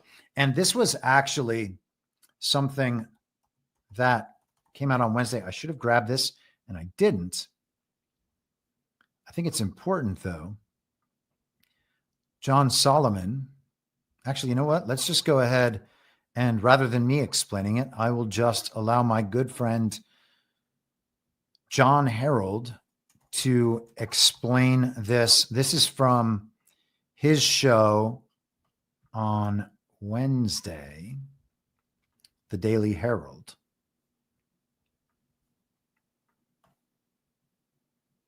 Yep. Let's go ahead and work. What's going on here? We're going to try this one more time. This that I want you guys to really focus on. It's him saying people have died. That's very important. What these guys are doing is like the Charles Manson of politics and manipulation of intelligence and conspiracy. People have died. The charge, the overriding charge of the conspiracy will be a deprivation of civil liberties under color of government authority, meaning the United States government used its powers in the intelligence community and the FBI and the Justice Department to meddle in elections. And by doing so, they deprived people like Carter Page and George Papadopoulos and President Trump and Mike Flynn of their civil liberties. They may have deprived all Americans of their civil rights to a fair and free election. And as a result, that is the overarching charge of the conspiracy. Then there are many overt acts and subcrimes that could be charged against that. Deprivation of rights under color of law. Section 242 of Title 18 makes it a crime for a person acting under color of any law to willfully deprive a person of a right or privilege protected by the Constitution or laws of the United States. And if death results from the acts committed in violation of this section, or if such acts include kidnapping or an attempt to kidnap, aggravated sexual abuse, or an attempt to commit aggravated sexual abuse, or an attempt to kill, shall be fined under this title or imprisoned for any term of years or for life or both, or may be sentenced to death. Now, again, the reason I played that Devin Nunes clip and the reason I'm doing it in this order and I told you guys to pay attention to the part where he said people have died is if death results from the acts committed during the crime that they're going after him for, they may be sentenced to death or life in prison. So, deprivation of rights under color of law. The speculation is that the Rico Grande case could go after that in particular as a crime pursued by that criminal enterprise, as would be laid out in that Rico case. And John Solomon has been updating this as we have followed over the past few weeks. So I found that particularly interesting. That was from Wednesday. Then this is from today. let's get back to the Fox News Letitia James thing. But it's that same charge coming up again, deprivation of rights under color of law. That is an official using their official role in official acts that violate people's rights. So the right to free speech would be one of these things. The right to fair elections and a Republican form of government as outlined in the Constitution. There's a whole range of ways this could be applied. It seems like it's relevant in all of these cases. The investigation, which came at the direction of Attorney General Pam Bondi, is in an early stage, but Fox News Digital has learned that James's office received subpoenas for documents this week, including for information related to her civil fraud lawsuit against Trump. James, a Democrat who was elected Attorney General in 2018, has long been a target of Trump. James successfully brought civil charges against him for business fraud in 2022 and has had an instrumental role in challenging his current administration's executive actions in court. And, you know, the civil charges and the civil fraud suit in New York, it doesn't matter how these things were decided. It was all such nonsense. Anything that got decided against Trump is going to be unwound eventually. We don't have to take these things seriously. And it would be better. We would all be better off if the media outlets would stop taking all these things seriously. But that, of course, is what they have to do. You know, there's the theories out there about how the mainstream media is totally under control. Maybe that's possible. I don't think so, but maybe it's possible. Okay. But they are clearly in constant opposition to the narrative in full from the Trump side. All the Con Inc. media is opposition to Donald Trump. Doesn't matter that they agree sometimes. Overall, they don't agree. And we have these corporate media outlets totally funded and sponsored by global regime, global elites, corporate and tech oligarchs, pharma companies, etc. That's where the funding comes through. All of that is opposed to Donald Trump. So the fact that Fox News is nice to Trump sometimes is utterly irrelevant when you are looking at the overall communications program. Now, again, maybe there are ghosts in the machine. Maybe there's some degree of full control. But otherwise, what we see is action that is in direct contradiction, trying to refute the Trump position on a whole range of issues and policies. Let us, that is the same thing. Let's keep going. Speaking of the anti-Trump efforts, this is an interesting one that extended obviously well beyond the Get Trump effort. This is the Daily Mail. From just yesterday, deep state Biden-Obama plot to financially ruin conservative Americans. Whistleblower at very top of one of the world's biggest banks speaks out. So that's a big deal. And I think that we have all been familiar with the debanking thing, people being taken off PayPal, people being removed from their banks. And we're not going to spend a lot of time on this, but in early January 2021, shortly after the Capitol riots in Washington, D.C., one of the wealthiest and most recognizable businessmen in the world received an unexpected phone call from his bank. JP Morgan Chase regretted to inform him, the caller allegedly said, that his accounts would be closed in 20 days. The mogul protested, no doubt. He had enjoyed a working relationship with the institution for almost 40 years, but the bank would not budge. Without explanation, he was told to take his $1 billion elsewhere. Next, he allegedly phoned Bank of America. Yet they too, he says, refused to take his money. I was loaded up with cash and they told me, "I'm sorry, sir, we can't have you," claimed the astonished client, none other than President Donald Trump, who revealed this all on CNBC on Tuesday. Trump had been debanked. So allegedly were his wife, First Lady Melania Trump, and son Barron. So it went all the way to the top. Trump, Melania, and Barron, all, we are told, were debanked. Sticking with finance. This was a welcome piece of news yesterday, CNBC. Trump to nominate economic advisor Stephen Miran to be the new Fed governor, replacing Kugler. This is Adriana Kugler. I believe we talked about her on Tuesday. Donald Trump on Thursday announced he has selected Stephen Miran, chair of the Council of Economic Advisors, to a pivotal seat on the Federal Reserve Board of Governors, replacing Adriana Kugler, who resigned Friday. The nominee will serve out Kugler's term, which expires January 31st, 2026.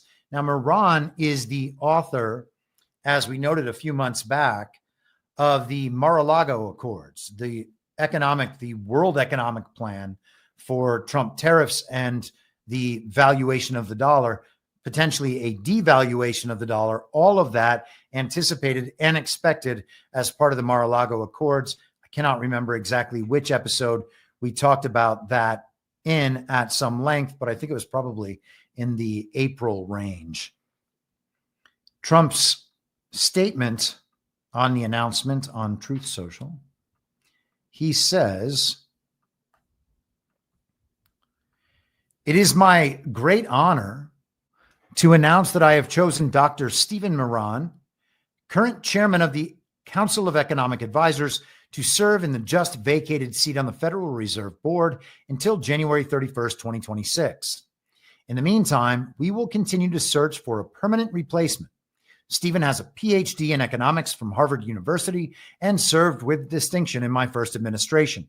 He has been with me from the beginning of my second term, and his expertise in the world of economics is unparalleled. He will do an outstanding job. Congratulations, Stephen." And so that is a significant role. It is a temporary role, which is fine, but there is now an insider, part of that inner circle, who is responsible for some of the Trump administration economic agenda now being placed directly at the Fed. So maybe a check on Jerome Powell, maybe a check on the Fed Board of Governors in general, maybe just a person in there who's able to communicate everything that they are doing in a firsthand way to Donald Trump. Maybe that is enough to bring them under some level of control for a certain period of time. And then there's also the idea that perhaps the Fed has already been brought back under control of the Treasury, back under Treasury. And it's funny, Curtis Yarvin on his Substack the other day was predicting that something like that could happen, that the Fed could be brought back under Treasury. That's something we've talked about for years. So congratulations, Mencius Moldbug, on being way ahead of the curve. Okay. Trump had a few interesting posts on that tariff program from this week. One of them, this is the first, yesterday. The reason that the Wall Street Journal editorial board is always negative on, quote unquote, Trump and the hundreds of billions of dollars we're bringing into our country through tariffs, numbers that the USA has never seen before, is because they are China-centric, or at a minimum, globalists. And they would rather see China and the world, for reasons unknown, quote unquote, win, baby, win. If the United States were not able to charge tariffs to other countries, it would be economically defenseless and of no further force or effect. The only thing that can destroy our country are crooked radical left judges, of which there are many. And so he kind of takes a different turn there at the end. But the Wall Street Journal editorial board, he is suing the Wall Street Journal, News Corp, and the Murdochs. They are going negative on tariffs. And I think that he has accurately described their reasoning. It's because they are globalists and they want the global, the one world, global, central control over the global economics, the economic system, to be globalist forever. It's regime controlled forever. And they are the mouthpieces of the regime. They are emphasizing the regime's agenda and their desires, not the people's desires. That's what the corporate media is there to do. It's there to create a false reality that, if the collective consciousness comes to believe it, will lead us all to help them create the world where they get more powerful. Okay? That's the point of the media. And we can see it right here. The Trump administration, on the other hand, is breaking apart that top-down centralized control over the global economy. Trump also said this morning, tariffs are having a huge positive impact on the stock market. Almost every day, new records are set. In addition, hundreds of billions of dollars are pouring into our country's coffers. If a radical left court ruled against us at this late date in an attempt to bring down or disturb the largest amount of money, wealth creation, and influence the USA has ever seen, it would be impossible to ever recover or pay back these massive sums of money and honor. It would be 1929 all over again, a Great Depression. If they were going to rule against the wealth, strength, and power of America, they should have done so long ago, at the beginning of the case, where our entire country, while never having the chance at this kind of greatness again, would not have been put in 1929 style jeopardy. There's no way America could recover from such a judicial tragedy, but I know our court system better than anyone. There's no one in history that has gone through the trials, tribulations, and uncertainties such as I. And absolutely terrible, but also amazingly beautiful things can happen. Our country deserves success and greatness, not turmoil, failure, and disgrace. God bless America. That is quite a statement. Are we at threat from a 1929 style Great Depression? I think that he is saying, if the program he is putting in place is successfully thwarted by the regime and by the supporters of the regime in this country, of which there are a great many, all of them think they're smarter than Donald Trump. Still, somehow, it's amazing. They can just be wrong for a decade straight about virtually everything and still be like, yeah, Trump's stupid.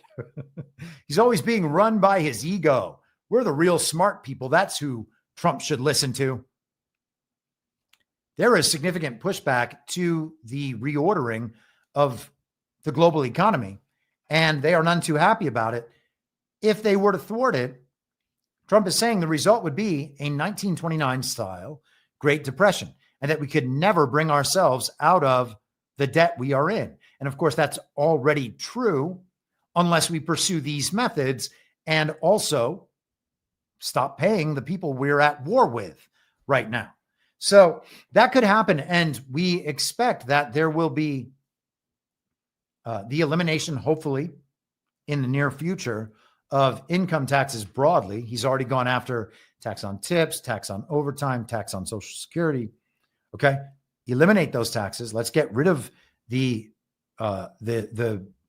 IRS and the Federal Reserve as these middlemen between the people of the United States and these global central bankers. Let's eradicate that entire system and bring it all back under the control.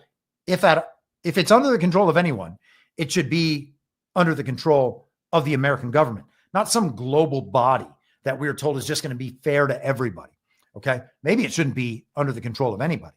Maybe all of our economics should be totally decentralized, and maybe we just abandon the federal government altogether. If that project works successfully, I'm on board potentially, but we're not there yet. Regardless,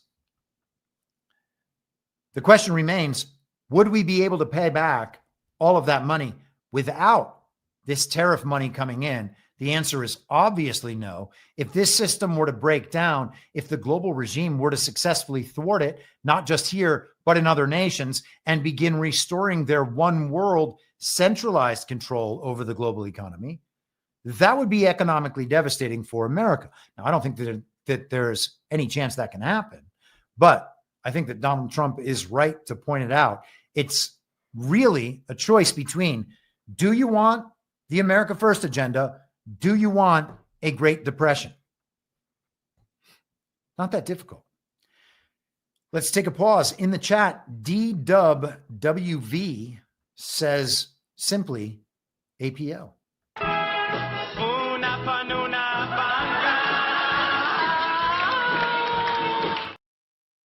Very well done. Polymathanon says Trump fired IRS Commissioner Billy Long and just appointed Treasury Secretary Scott Bessent as acting IRS Commissioner. So we are marching ever closer. Scott Bessent said he did not want to be the chairman of the Federal Reserve this week, despite many of the rumors that would suggest that he could be appointed to that position. Some of them even encouraged by Scott Bessent, saying that he believes it's possible that he could be. But he also said that he's very happy in the job he's doing right now and does not want that job. And Donald Trump already announced that he wouldn't be selecting Scott Bessent. But that's for now. Things can change. Wouldn't it be interesting if Scott Bessent became the head of Treasury, the IRS, and the Fed? At that point, you would pretty much have to agree that the Fed and the IRS are back under Treasury and no longer just arms of the global regime's central bankers. That would be a very interesting advance in this whole project. All right. Okay, let's get down to some geopolitics. And I want to start right here. This is a survey from Gallup that I saw earlier today. And, you know, polls are fake. Okay. I'm not denying that polls are fake. Polls are usually fake in a pro-regime direction. So whatever the poll describes for the public can be seen in that light. The numbers themselves shouldn't be trusted. The change in the numbers over time gives some indication of where public sentiment is moving. But ultimately, there's no firm ground here to stand on. But the fact that this is being communicated, we can evaluate it in a story-only sense.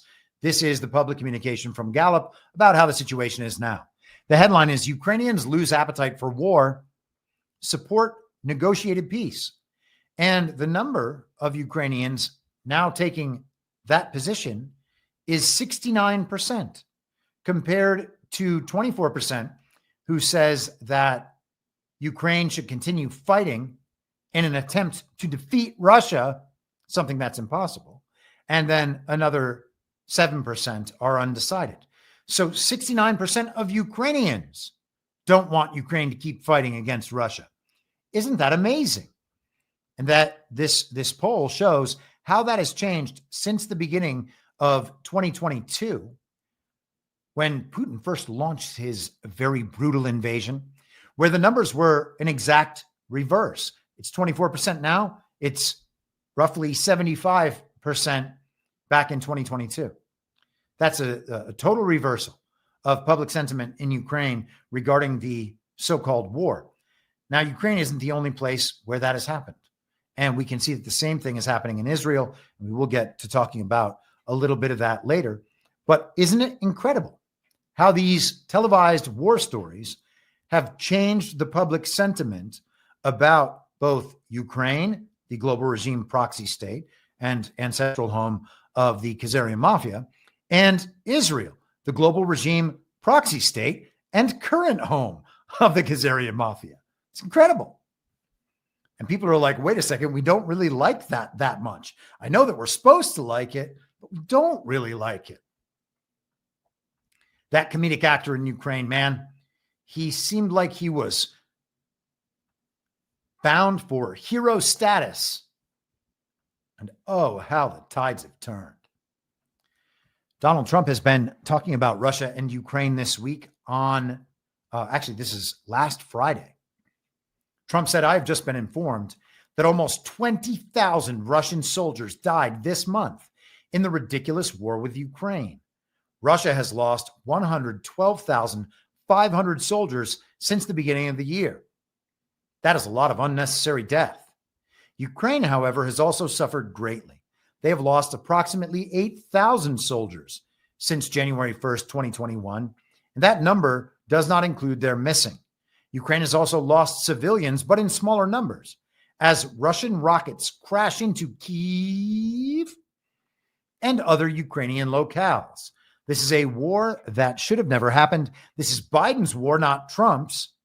I'm just here to see if I can stop it. That is a lot of death, and even more death on the Russian side than the Ukrainian side. Seems kind of impossible.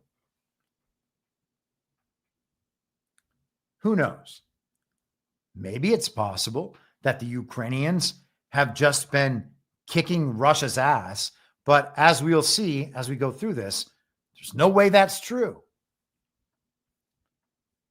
Here is Trump post number 2, also from Friday of last week. Based on the highly provocative statements of the former president of Russia, Dmitry Medvedev, who is now the deputy chairman of the Security Council of the Russian Federation, I have ordered 2 nuclear submarines to be positioned in the appropriate regions, just in case these foolish and inflammatory statements are more than just that. Words are very important and can often lead to unintended consequences. I hope this will not be one of those instances. Thank you for your attention to this matter. And we still have not been nuked. And I just wanted to get these full faces on the screen. Katie Hobbs and Gavin, why is this attention farmer posting this in relation to a post about Russia? The world may never know, but that's all that Trump's posts ever are in the replies. Look at this. The same attention farmer again, showing Maxine Waters. Then another attention farmer. Stolen elections have consequences. Then another attention farmer. All of these are verified accounts on Truth Social. That is very strange. Another attention farmer. Oh, that's the same one as before. Another attention farmer. Look at this. Just nonsense memes. Sorry, boomers. Boomer memes in all the replies. So there can never be a real conversation in Trump's replies. Isn't that amazing? Isn't that amazing? You got to wonder what all those attention farmers are there to do. They're just there to farm attention and collect new followers by continuously appearing right below Trump's Truth Social posts? Maybe. But is there any financial benefit to be gained from having a zillion Truth Social followers? I don't think that there is. And especially if they're all just bots who followed your account after you put it up underneath the Trump posts continuously. That is just an embarrassing behavior if those people are humans. It is the bottom of the barrel as far as attention farming goes. There's not even a benefit. At least you can understand why DC Drano and Nick Sorter and Eric Doherty are taking money to put out posts, because getting paid a few $1,000s to tweet something is pretty good money. Now, it's not got a lot of integrity behind it. In fact, it's got zero integrity behind it, but it's good money if that's what you're after. The Truth Social attention farming, though, is just insane. All right, let's get back to the issue at hand. This was from Tuesday. Steve Witkoff headed to Russia. And let me just actually see if I can get a quick video here that I would like. Where are we? I know that this video is in there on Telegram, somewhere close. Here we are. This is exactly what I wanted. Hold for processing. We are almost there. This is Witkoff greeting Vladimir Putin.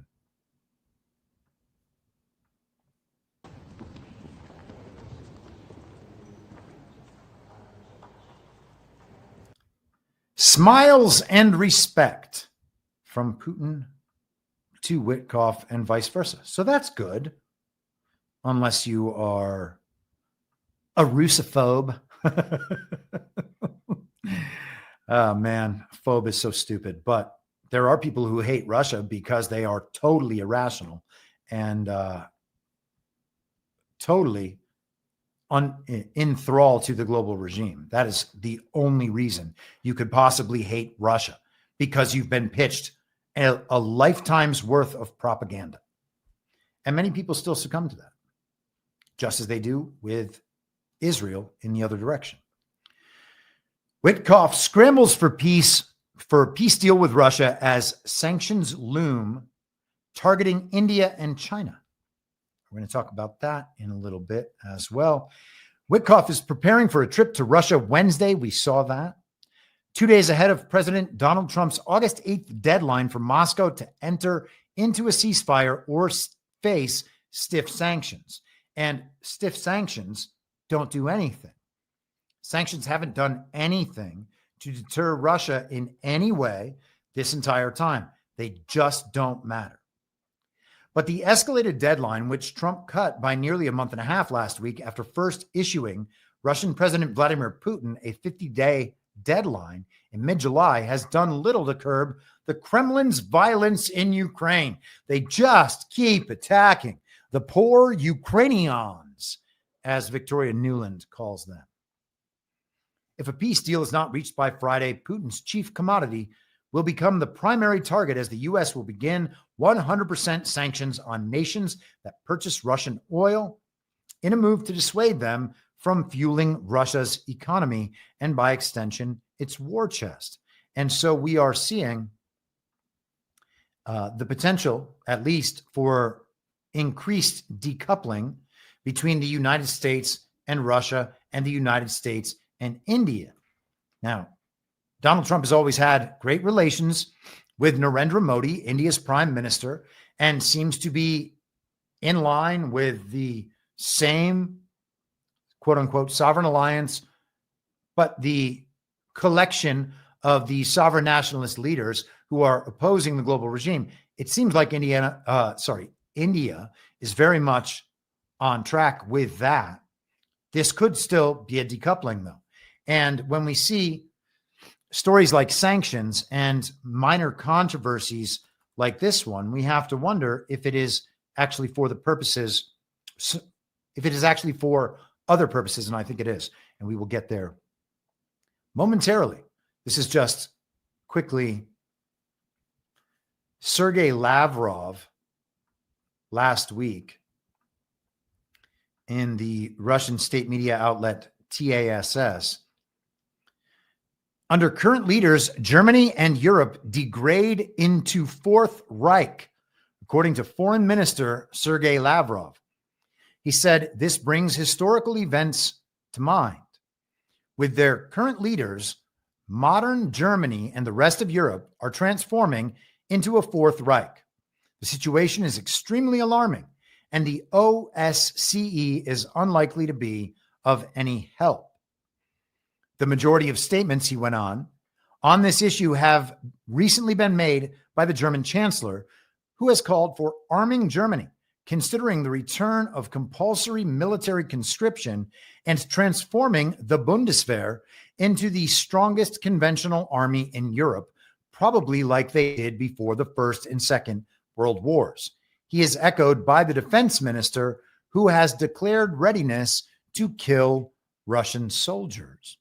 And so we are seeing the cycle be completed in the retelling, the televised rerun of World War II that we've all been witnessing over the course of these last 3.5 years. A Fourth Reich in Germany. This is ABC News from Wednesday. Trump-Putin meeting could happen as soon as next week, a White House official says. And we're not going to spend much time on this because this was just a headline that has since advanced. But that's the plan. It could happen as early as next week. So the sanctions, those very dangerous, harmful sanctions, those go into place today. And then there's a weekend. And then sometime next week, maybe Trump and Putin will finally meet. There was a story that went out that Vladimir Putin was going to be forced to meet with Zelensky before meeting with Trump. This is Trump addressing that from the Oval Office. And I believe this was yesterday. No, this was actually Wednesday, I think. Does Putin have to meet with Zelensky in order and before you and Putin have to meet? Or are you No. Are you so you're willing to? That's actually important because President Putin said this morning he was pretty dismissive of this idea of meeting with President Zelensky. President Putin was. I don't know. I didn't hear For him. you to meet with him, he doesn't have to agree to meet with Zelensky. Is that what you're saying? No, he doesn't. No. So Putin does not have to meet with Zelensky in order to meet with Trump. They can come to terms on their own without Putin and Zelensky meeting first. You can see why the global regime, the uniparty faction in the United States, the neocons, and the European backers of the proxy state of Ukraine would want Putin to meet with Zelensky first, because that would give them a chance to potentially manipulate that situation using the comedic actor in Ukraine as their proxy in the negotiations. If Putin can skip over that and put a deal in place with Donald Trump, that's going to be that. And we will come to understand pretty quickly that the comedic actor in Ukraine is not exercising any real power. He is only an avatar for that global regime in their proxy state, which is ultimately meaningless. Let's continue. These are the advancements today. This is from the Italian outlet ANSA. Let's get this to the right size. There we are. Trump mooted meeting Putin in Rome in Maloney call. United States President Donald Trump asked Italian Premier Giorgia Meloni if Italy would be willing to host in Rome the three-way meeting on the war in Ukraine he initially proposed with himself, Russian President Vladimir Putin, and Ukrainian President Volodymyr Zelensky during a telephone call on Thursday, sources said on Friday. Meloni said Italy would, and so U.S. Secretary of State Marco Rubio spoke to France, Germany, Britain, Ukraine, and Finland about it, and Zelensky backed the idea, the sources said. The sources added, however, that Moscow will not consent to the meeting taking place in Rome because it considers Italy too much on Kyiv's side. And we have heard Giorgia Meloni at various times over the last few years speak in support of the Ukrainian project. A Russian source told TASS that the meeting will not be held in the EU, and so the UAE or Turkey are seen as the most likely venues. Putin has so far refused to commit to meeting Zelensky, but the Kremlin said he and Trump have agreed to meet in the coming days. And that would be interesting. Maybe they should just meet in the United States. Come to Washington, D.C., Vladimir Putin. I don't think Putin would do that. I don't think Putin sees himself, and I don't think the Russian people see Vladimir Putin as needing input from Donald Trump. He wouldn't need to fly to Washington, D.C. to negotiate the end to a war that he has dominated for the last 3 years, 3.5 years, to the extent a war is even happening. Okay, so that would make probably no sense, but we shall see. We also have reaction from Xi Jinping in China. This is the National Pulse just today. China's Xi speaks with Putin ahead of possible U.S.-Russia summit. A possible face-to-face bilateral summit with the U.S. President Donald J. Trump and Russian President Vladimir Putin appears to be gaining momentum toward realization. Putin discussed the matter with Chinese President Xi Jinping on a phone call today, suggesting the Russian overture could be more than a tactic to delay American secondary sanctions on Russia's shadow oil fleet. During their conversation, Putin updated Xi on recent communications between the United States and Russia. According to Chinese state broadcaster CCTV, Putin expressed a desire to maintain close coordination with China. Russian media echoed these sentiments. She, in turn, welcomed the dialogue between Russia and the United States and reiterated China's support for efforts aimed at a political resolution to the Ukrainian conflict. China welcomes Russia-U.S. contacts, improving relations and advancing political settlement of the Ukrainian crisis, Xi Jinping was quoted as saying. So the whole team's on board. Trump wants it, Putin wants it, Xi wants it. Those are the three global superpowers. They are all prepared now to go forward with this meeting. Now, do we know what will happen next week? No, we don't. Of course we don't. But it could happen. And if there is an end to the Russia-Ukraine war announced, that's major. And I think it's especially a big deal because we know that Ukraine is just a proxy state. That would be the global regime surrendering its proxy state or big pieces of its proxy state, and it might be the whole thing. Let's continue. This is Bloomberg, also from this morning. Let me make sure. Okay. Had to make sure that I was not giving you the paywalled version. U.S. and Russia plan truce to cement Putin's gains in Ukraine. Isn't that amazing? They're going to have a negotiated settlement where Putin gets exactly what he wanted the entire time that he also had set up and agreed to in deals prior to his very brutal invasion.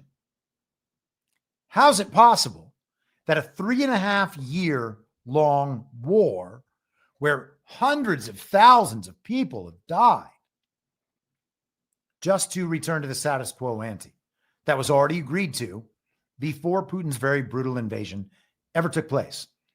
And during that time, we have seen global sentiment shift, not only global, but Ukrainian sentiment for the people in Ukraine shift against the Ukrainian war effort, saying that they want a settlement to be reached.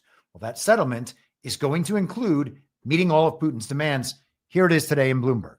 And this is something we've talked about for most of the last 3.5 years. Okay.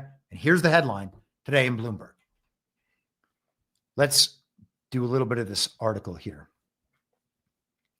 Washington and Moscow are aiming to reach a deal to halt the war in Ukraine that would lock in Russia's occupation of territory seized during its military invasion, according to people familiar with the matter. And again, people familiar with the matter. U.S. and Russian officials are working toward an agreement on territories for a planned summit meeting between Presidents Donald Trump and Vladimir Putin as early as next week. Putin is demanding that Ukraine cede its entire eastern Donbass area to Russia, as well as Crimea, which his forces illegally annexed in 2014. All of those areas, according to international law, are already Russian. And real power in the region suggests that they are only Russian. Those are the areas of conflict over these last many years. But that whole Ukraine war that's happening is in Russian territory because the entire Donbass is already Russian territory, as is Crimea. That would require Ukrainian President Volodymyr Zelensky to order a withdrawal of troops from parts of the Luhansk and Donetsk regions still held by Kyiv, handing Russia a victory that its army couldn't achieve militarily since the start of the full-scale invasion in February 2022. Well, what in the world could that possibly mean? If you are ceding the territory as the result of a war, then you did achieve that militarily. All of this is so silly. They're trying to make out like Ukraine has held control of that territory throughout the entire time. But they haven't. Such an outcome would represent a major win for Putin, who has long sought direct negotiations with the U.S. on terms for ending the war that he started, sidelining Ukraine and its European allies. Well, yes, because all of them are the losers of the war. They are the losers of the war. They're who the global regime is, who the war is being fought against by the United States, by Russia, by China, by many of these other countries. So, of course, Ukraine and the European allies are going to have no negotiation leverage, and that's something we've been talking about for a very long time. Zelensky risks being presented with a take-it-or-leave-it deal to accept the loss of Ukrainian territory, while Europe feels it would be left to monitor a ceasefire as Putin rebuilds his forces. And Europe cannot do that because there is no actual power in Europe. All of that power was eroded over time and ceded to the United States as the global regime's police force, an enforcement arm. Europe can demilitarize as long as the U.S. is going to be under regime control, because the U.S. will just go around the world fighting the wars everywhere. Europe doesn't have to get its hands dirty. So Europe has no ability to hold off Vladimir Putin at all. Under the terms of the deal that officials are discussing, Russia would halt its offensive in the Kherson and Zaporozhye regions of Ukraine along the current battle lines, people said. They cautioned that the terms and plans of the accord were still in flux and could change, and Russia has controlled these regions for the entire time. They have held control of Zaporozhye's nuclear power facility for the entire time. It's unclear if Moscow is prepared to give up any land that it currently occupies, which includes the Zaporozhye nuclear power plant, the largest in Europe. The White House didn't reply to a request, blah, blah, blah. The agreement aims essentially to freeze the war and pave the way for a ceasefire and technical talks on a definitive peace settlement, the people said. So let's go. So in addition, by the way, to Xi, Putin also talked to Modi today, as well as the leaders of South Africa, Uzbekistan, Kazakhstan, and Belarus. Let's return to the machine, ChatGPT. I asked the machine to prepare me the similarities between this proposed peace deal and the Minsk Accords. And the key similarities are freezing the front lines and cementing territorial control for Russia, the ceasefire, and the de facto legitimization of Russian gains. And so, again, all of this stuff was there in Minsk 1 and Minsk 2. Everything was in place the same way back then, and we're going to get it now. And the war was actually being waged from 2014 to 2022. And then Putin started the very brutal invasion. And it just so happened that 3.5 years of Putin's very brutal invasion and all the drone attacks and all the terrorist incidents and all the infrastructure and all the rest of it brought us to the exact same point we were already at before that. And at no point during that time has Vladimir Putin or Russia actually tried to destroy all of Ukraine. Isn't that crazy? If you understand that the regions in Ukraine being fought over are just Russian, and that the people have voted through referenda to become part of Russia, they're all just Russian, then the war cannot be an invasion by Vladimir Putin. And it cannot have been fought in Ukraine. It was fought in Russia because, of course, Ukraine is part of Russia, and it's important to remember that as well. All right. It really is incredible, though. I understand that it sounds absolutely crazy to talk about a war not happening at all when we've been told consistently for 3.5 years that a very brutal war is happening. But how is it possible to have fought a very brutal war and come to the exact same position you were at prior to the war? And Ukraine, however, is not in the same position because the Ukrainian regime, the proxy regime of the global, or the proxy administration of the global regime, and the European backers are all the losers in this. They're getting nothing that they want. So the only result of the entire thing would be that those people lose. It's just not the way it's described on TV, period. I don't know how else to take this after watching this. Sorry, my voice is beginning to go, having done daily this morning. After watching this for the last 3.5 years. Kind of crazy. All right, now let's see. Oh, man. There's a bunch of stuff. Let's try to get through it quickly. I know this happens every day. All right. This is the Wall Street Journal from last week, July 28th. President Trump's tariff rollout has taken numerous twists and turns since launching earlier this year. The stakes are climbing ahead of August 1st, Trump's self-imposed deadline for reaching the trade deals. And so once August 1st was hit, if the trade deals either were in place and included tariffs or weren't in place at all, the tariffs were then set to begin yesterday. And Donald Trump immediately announced at midnight yesterday that all sorts of new money was pouring in from the tariffs.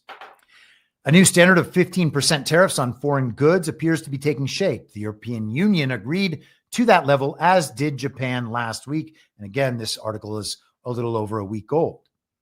But the outlook for many top U.S. trading partners has yet to come into clear focus. Trump has threatened, for example, to raise tariffs on Canada to 35% from the current 25%. If the two countries don't strike a deal by Friday, and a 90-day truce between the U.S. and China expires in mid-August, at which point Trump's tariffs on China could soar. And of course, we've talked many times about how the framework of a deal between the U.S. and China has been in place for a long time, potentially as long as 2020. Will the deal basically be the same as the phase one deal with additions that account for the changes over the last 5 years that Trump and Xi had in place before the very deadly pandemic? I know it's very strange to think that 5 years of understanding the news only got us up to 2020. That's kind of how it seems. We are still very much in line with what the Trump administration did at the end of that first term throughout that last year, with all the things that we were told were thwarted by illegitimate elements of the government, whether it's the courts or, the failure of Congress or the Senate to act, doesn't matter. Okay. A lot of stuff that was put in place then is coming clearly into picture now. Okay. Where are we? This is Donald Trump from last week talking about Mexico and their tariff and trade situation. He said, "I've just concluded a telephone conversation with the president of Mexico, Claudia Sheinbaum, which was very successful in that more and more we are getting to know and understand each other. The complexities of a deal with Mexico are somewhat different than other nations because of both the problems and assets of the border. We have agreed to extend for a 90-day period the exact same deal as we had for the last short period of time, namely that Mexico will continue to pay a 25% fentanyl tariff, 25% tariff on cars, and 50% tariff on steel, aluminum, and copper. Additionally, Mexico has agreed to immediately terminate its non-tariff trade barriers, of which there are many. We will be talking to Mexico over the next 90 days with the goal of signing a trade deal within the 90-day period of time or longer. Present at the meeting were Vice President J.D. Vance, Secretary of the Treasury Scott Bessent, Secretary of State Marco Rubio, Secretary of Commerce Howard Lutnick, U.S. Trade Representative and Ambassador Jameson Greer, Chief of Staff Susie Wiles, and Deputy Chief of Staff for Policy and United States Homeland Security Advisor Stephen Miller. I don't know why he listed all those names out, but cool. There will be continued cooperation on the border as it relates to all aspects of security, including drugs, drug distribution, and illegal immigration into the United States. Thank you for your attention to this matter. Now, where? Hold on. While we are on the topic of Mexico and the cartels, this was the major expose from the New York Times today about a secret plan. It's going to destroy everything. Hold for processing. We're almost there. I just needed to pull up the proper quotes from this here article. Trump directs military to target foreign drug cartels. President Trump has secretly signed a directive to the Pentagon to begin using military force against certain Latin American drug cartels that his administration has deemed terrorist organizations, according to people familiar with the matter. Again, did he do this many years ago? I think in the future we will probably find out that he did. It was hinted at in the first term. It was necessary in the fake and illegitimate presidency of Joe Biden. And it seems like the immigration stuff, the illegal immigration, was shut down prior to Trump regaining control. We talked about that at length. I don't need to rehearse the argument again now. But this is another one of those things that you got to think has been happening for a while. Did El Salvador, for instance, actually just use their own police forces under President Bukele's leadership and shut down the gang problem in El Salvador? Probably not. Okay. There's too much money riding on the cartels and on the success and activity of those gangs to think that a president could get elected and then just so efficiently use the El Salvadoran police forces and whatever military they might have to stop the cartels in El Salvador seems like a stretch to me. So you have to wonder if there was American military assistance there. Back to the article. The decision to bring the American military into the fight is the most aggressive step so far in the administration's escalating campaign against the cartels. It signals Mr. Trump's continued willingness to use military forces to carry out what has primarily been considered a law enforcement responsibility to curb the flow of fentanyl and other illegal drugs. And we've seen this sort of argument be made countless times over the last few years, going all the way back to that situation we talked about at the beginning of the episode, Trump considering using the military or the National Guard to lock down Washington, D.C. in the midst of the Black Lives Matter riots, the Insurrection Act, as mentioned by Tom Cotton. The military can't operate on U.S. soil. That's what we have always been raised to believe.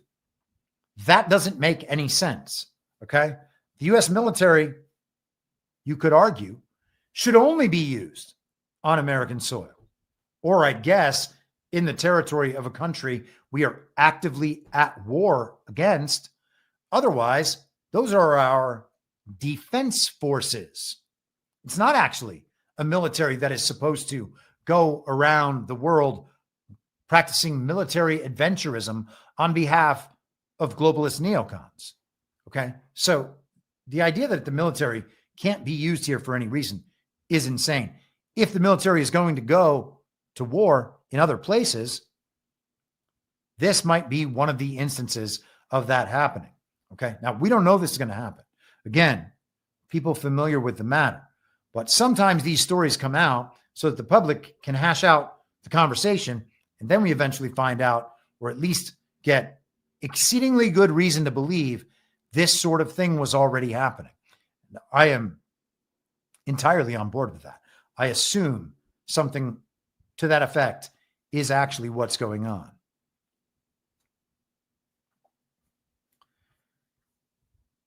Let us continue.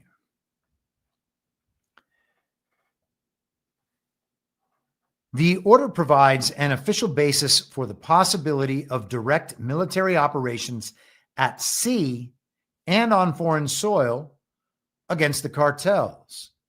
Skipping down. Unilateral military assaults on cartels would be a marked escalation in the long drive to curb drug trafficking, putting U.S. forces in a lead role on the front lines against often well-armed and well-financed organizations. A sustained campaign would also likely raise further issues related to Mr. Trump's push to use the military more aggressively to back a variety of its policies, often in the face of legal and constitutional constraints. And you can see once again, they are trying to depict Donald Trump as an authoritarian dictator. There was a clip that CanCom played on daily this morning of Rachel Maddow just losing her mind about how Trump was an authoritarian dictator. Our society has devolved, into authoritarianism. That definitely wasn't true under the fake and illegitimate presidency of Joe Biden following a stolen election whereby Joe Biden immediately came into quote unquote office and instituted the forced participation in an experimental medical program, and then used federal forces to pursue his political opponents while also censoring the American public. What can we say about all that? Certainly wasn't an authoritarian dictatorship back then, even though Joe Biden was totally unelected. Past U.S. military involvement in countering drug operations in Latin America have sometimes pushed at legal limits, but those operations were framed as providing support for law enforcement authorities. So you see, if it's George H.W. Bush doing it, and he just wants to go take over Panama and depose the leader, all he has to say is, all we're doing is supporting law enforcement. And then it's okay. Let us skip down. This is quite a long article that we certainly do not have time to go all the way through. And hopefully I will be able to find the quote. And if I cannot, then I'll just read it off of Telegram. Ah, darn it. Maybe I'll never find it. Now it's like messing with me. How can I not find it? Whatever. Okay, so skipping down. And of course, I did find it, and it's sitting here right in front of me. There are also domestic legal constraints. Congress legally authorized the use of military force against al-Qaeda after the terrorist attacks of September 11th, 2001. But that authorization does not extend to any and all groups the executive branch calls terrorists. Okay, Kami, if you say so. Good luck getting that to hold up. That means military action against cartels would apparently have to rely on a claim about Mr. Trump's constitutional authority to act in national self-defense, perhaps against fentanyl overdoses. Admiral McPherson noted that the administration has pushed aggressively broad understandings of Trump's unilateral power. And again, that is an attempt to paint him as some authoritarian dictator. He is exercising the power of the presidency. We have been under national emergency.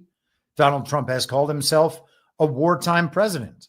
Donald Trump, through his official communication channels, and that's what we're told social media is, has also said that unprecedented times call for unprecedented measures, that the Constitution is probably not active. And that's an argument I've made consistently on this show for a number of years now. Good luck, New York Times and people familiar with the matter, in putting an end to this sort of thing. I don't see that end coming. I don't think there's any chance they're going to get there on that. Okay, let's go back to trade. This is Donald Trump in one of his posts about the India and Russia issue that we discussed earlier. This is from Monday, Didn't get to it on Tuesday's show. India is not only buying massive amounts of Russian oil, they are then, for much of the oil purchased, selling it on the open market for big profits. They don't care how many people in Ukraine are being killed by the Russian war machine. Because of this, I will be substantially raising the tariff paid by India to the USA. Thank you for your attention to this matter. And how about that? This person actually gave a real response. And so did this person. Good for them. So I guess that disproves my theory that it was every post. Those do look to be human.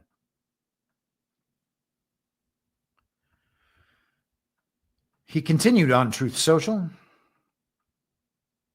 Or actually, sorry, this one was before. I got the order backwards. This is from last Wednesday. He said, we are very busy in the White House today working on trade deals. I've spoken to the leaders of many countries, all of whom want to make the United States, quote unquote, extremely happy. I will be meeting with the South Korean trade delegation this afternoon. South Korea is right now at a 25% tariff, but they have an offer to buy down those tariffs. I will be interested in hearing what that offer is. We have just concluded a deal with the country of Pakistan, whereby Pakistan and the United States will work together on developing their massive oil reserves. We are in the process of choosing the oil company that will lead this partnership. Who knows? Maybe they'll be selling oil to India someday.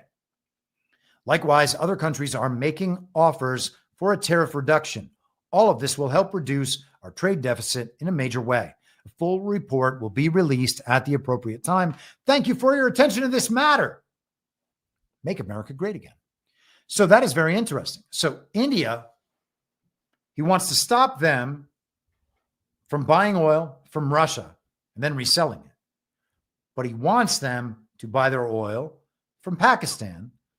That is kind of just part of India.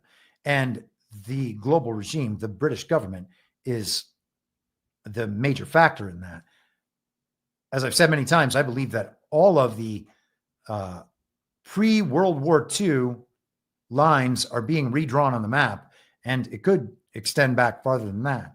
But it seems pretty clear that all of this is going to reverse the global Zionist project that began 129 years ago. As Trump often says, the most important election in 129 years.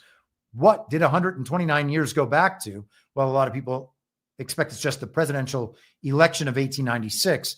I suspect that it is the rise of this global order in this globalist Zionist project. Okay? Because it ultimately is Zionist. It just is. Okay. And again, hashtag not all Jews. Okay? Not all Jews are Zionists. Let's continue.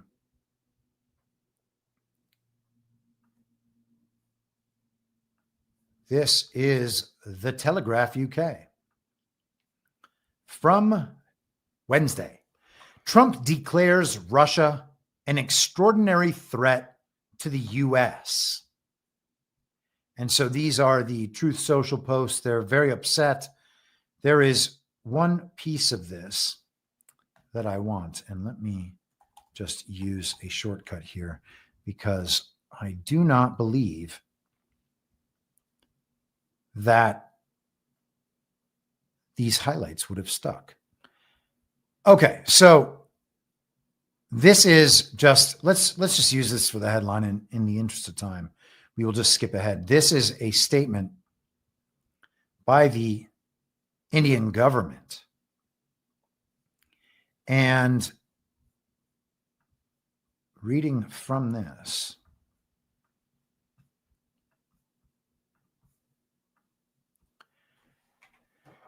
it says, this is no accidental balance sheet. India and Russia are building an economic bloodstream that pulses with autonomy. The river of commerce now runs through Moscow and New Delhi, not through swift corridors. Trade flows unchained from distant domination. Actually, you know what? I think that I pulled up the wrong link for this quote. I think that this is actually from Konstantin von Hofmeister, who was a guest of this podcast just a few weeks ago. Sorry about the confusion there. To finish this, he says, from the Atlantic world, resistance takes the form of decrees and tariffs. On the same day this accord was signed, Trump, standing as a voice of a declining unipolar throne, issued an executive order imposing tariffs on Indian imports and threatening secondary sanctions on those engaging with Russian energy. This gesture, far from demonstrating enduring supremacy, reveals the reflex of an empire confronting its own strategic eclipse. And so he is not on board with my thought process and is a bit normie-ish in how he interprets what's happening in the United States. It's actually, I had this post that keeps going around on Substack about how the division they think is happening in MAGA and the defections from MAGA, like the MAGA coalition falling apart, none of that is actually happening. Okay. And these machinations, I would suggest, are just narrative elements to explain the global decoupling that's happening. They're not explaining real animosity between Donald Trump and Vladimir Putin, or Donald Trump and Narendra Modi, or of course, the countries that they run. It's nothing like that. So taking it that way, I think, is probably going a bridge too far. Hold for processing one moment. I would like to find one more thing here.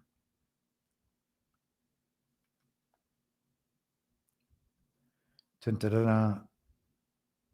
Hold for processing. I'm almost there. Okay.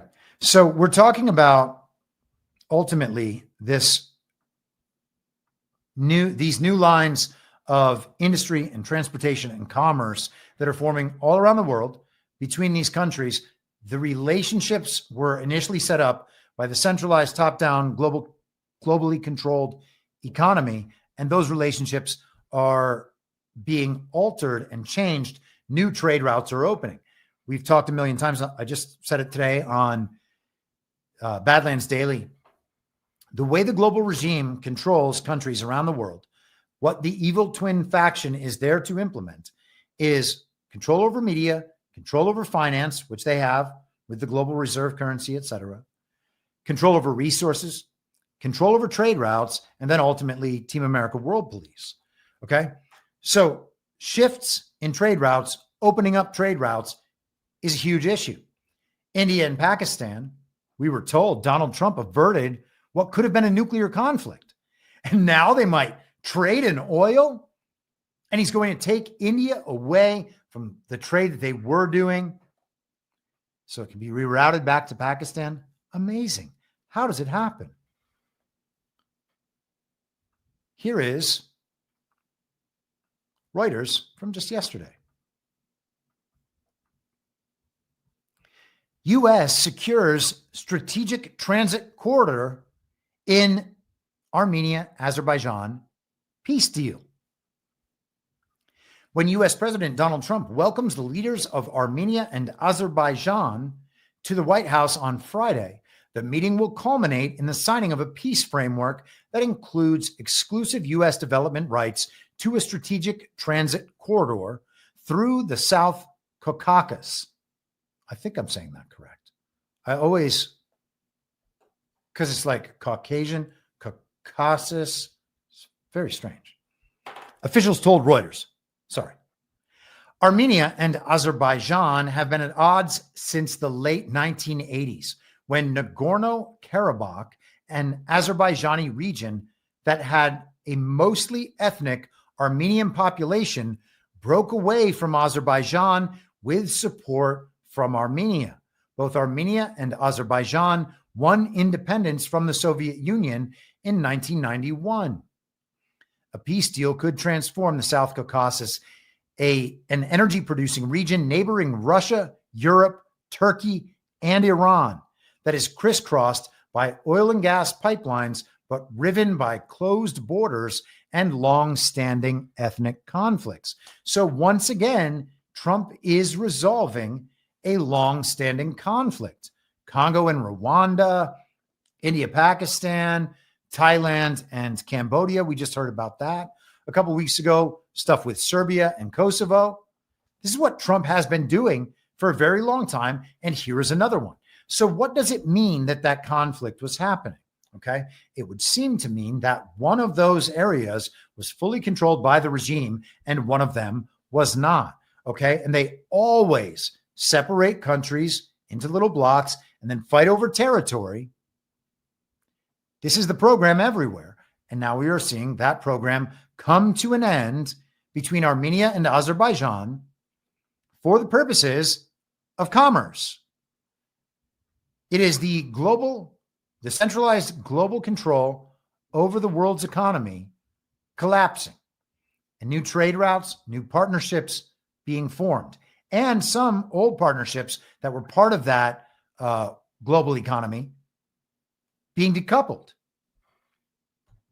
This is the big picture we've been talking about for a very, very long time.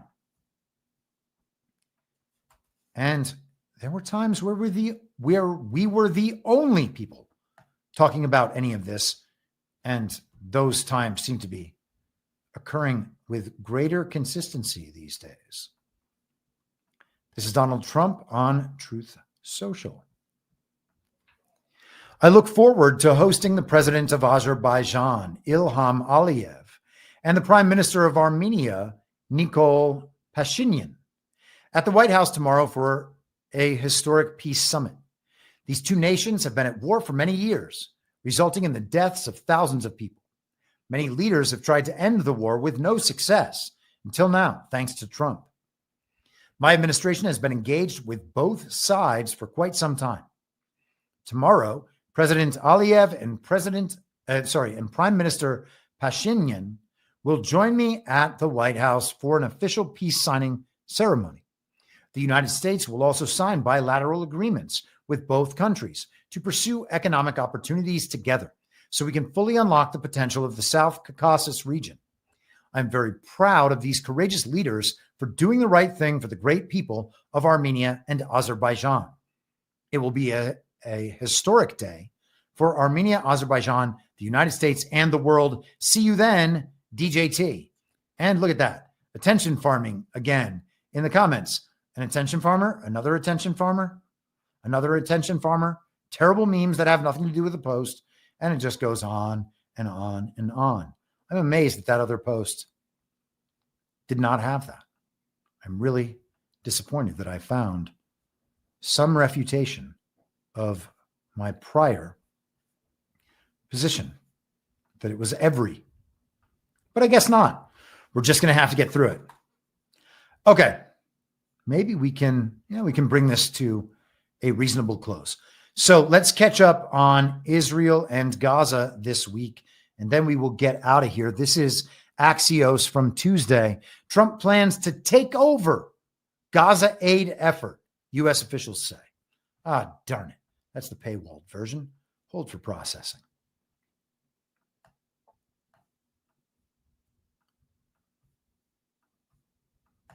Here we are. This is Axios. Special Envoy Steve Witkoff and President Trump discussed plans for the U.S. to significantly increase its role in providing humanitarian aid to Gaza in a meeting Monday evening at the White House, according to two U.S. officials and an Israeli official with knowledge of the issue. Negotiations for a ceasefire are stuck, and Israeli Prime Minister Benjamin Netanyahu is moving toward significantly expanding the war. U.S. officials are concerned about more bloodshed, but have yet to firmly object. The new food plan Trump promised last week is also not finalized. And so Israel, in the interest of time, we'll leave that there. Elements in Israel are saying that Netanyahu is crazy to want to escalate things in Gaza. Is Netanyahu crazy to do that? Well, maybe. The IDF says they just can't do it successfully. They don't have the manpower or the resources. They're not going to be able to do a Gaza City occupation properly. And we can understand that forces in Israel have been opposing Netanyahu this entire time. There was a color revolution effort and some court manipulation coming from the left side of that. And then the insane neocon warmongers from the right side of that. And our boy Yuhu has basically just been doing a balancing act to make both of those sides look absolutely insane all the time and never gain power. Okay. So that the exact process we described earlier when looking at that poll can actually occur. Since the paragliding go-kart incident of October 7th, 2023, the public sentiment toward Israel has steered, it turned around completely and then sprinted in the opposite direction. No longer is Israel seen by virtually anyone as the United States' greatest ally. Many Christians who were just raised to believe that saving Israel, the global regime proxy state started 80 years ago, was the entire purpose of their existence. Literally, that Christianity, the purpose of following Jesus, was to save the country that rejected Jesus as its foundational principle. I don't know how that makes sense, but it was certainly conditioned into belief through brainwashing for 100+ years since the initiation of the Schofield Bible Project and dispensationalism. Wow. Okay.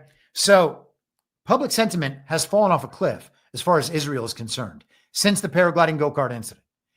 An event that is supposed to, or in many ways was supposed to, rally people behind the cause of Israel has done the exact opposite.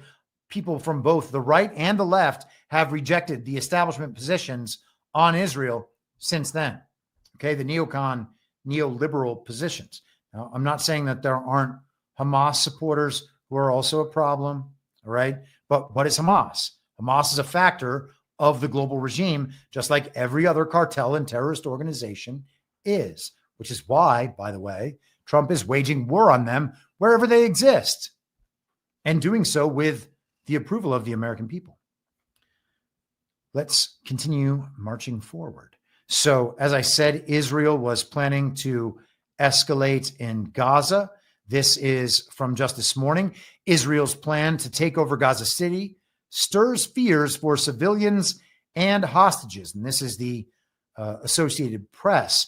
Israel said Friday it will intensify its 22-month war with Hamas by taking over Gaza City, stirring fears for Palestinian civilians and Israeli hostages still held in Gaza, and renewing international pressure for an end to the conflict.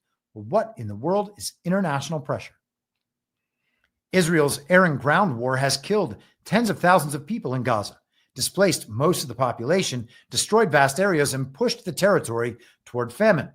The timing of another major ground operation is unclear. It will likely require mobilizing thousands of troops and forcibly evacuating civilians, almost certainly worsening Gaza's humanitarian crisis. And of course, that is something that has been ongoing. Look at these pictures that they arranged. Wow. How about that? These images. Oh, look at her struggle. See that? Food is being dropped by parachute and everyone is running to attack it. And sometimes Hamas is taking it first. The whole story is here. So let's continue. Israel's government, the cabinet, had a vote to do this. This is the official Israeli government website. Prime Minister's office announcement from today. The Prime Minister's office this morning says that the Security Cabinet, has approved the Prime Minister's proposal for defeating Hamas. The IDF will prepare for taking control of Gaza City while distributing humanitarian assistance to the civilian population outside the combat zones, or construction zones, as they might be. The Security Cabinet, by majority vote, adopted the five principles for concluding the war. 1, the disarming of Hamas. 2, the return of all the hostages, the living and the deceased. 3, the demilitarization of the Gaza Strip. 4, Israeli security control in the Gaza Strip. And 5, the establishment of an alternative civil administration that is neither Hamas nor the Palestinian Authority. And that is where it gets really interesting, wondering who might be that other body to take control ultimately of a civil administration that is not part of Israel. That kind of sounds to my ear, and maybe I'm wrong about this, okay? But it kind of sounds to my ear like they expect there to be a Palestinian state of which Gaza is a part and will be controlled by neither Hamas nor the Palestinian Authority, as things have been. Let's see how quickly we can wrap this up. Now, this is the so-called Prime Minister of the United Kingdom on X, formerly Twitter. The Israeli government's decision to further escalate its offensive in Gaza is wrong, and we urge it to reconsider immediately. Every day, the humanitarian crisis in Gaza worsens, and hostages taken by Hamas are being held in appalling and inhuman conditions. We need a ceasefire now. And I wonder if he meant inhumane, but he said inhuman. And so he is calling for a ceasefire. Ambassador Mike Huckabee responded, so Israel is expected to surrender to Hamas and feed them, even though Israeli hostages are being starved? Did the UK surrender to Nazis and drop food to them? Ever heard of Dresden, Prime Minister Starmer? That wasn't food you dropped. If you had been Prime Minister then, UK would be speaking German. Oh, how based and red-pilled can you get? It's amazing. Let's keep going.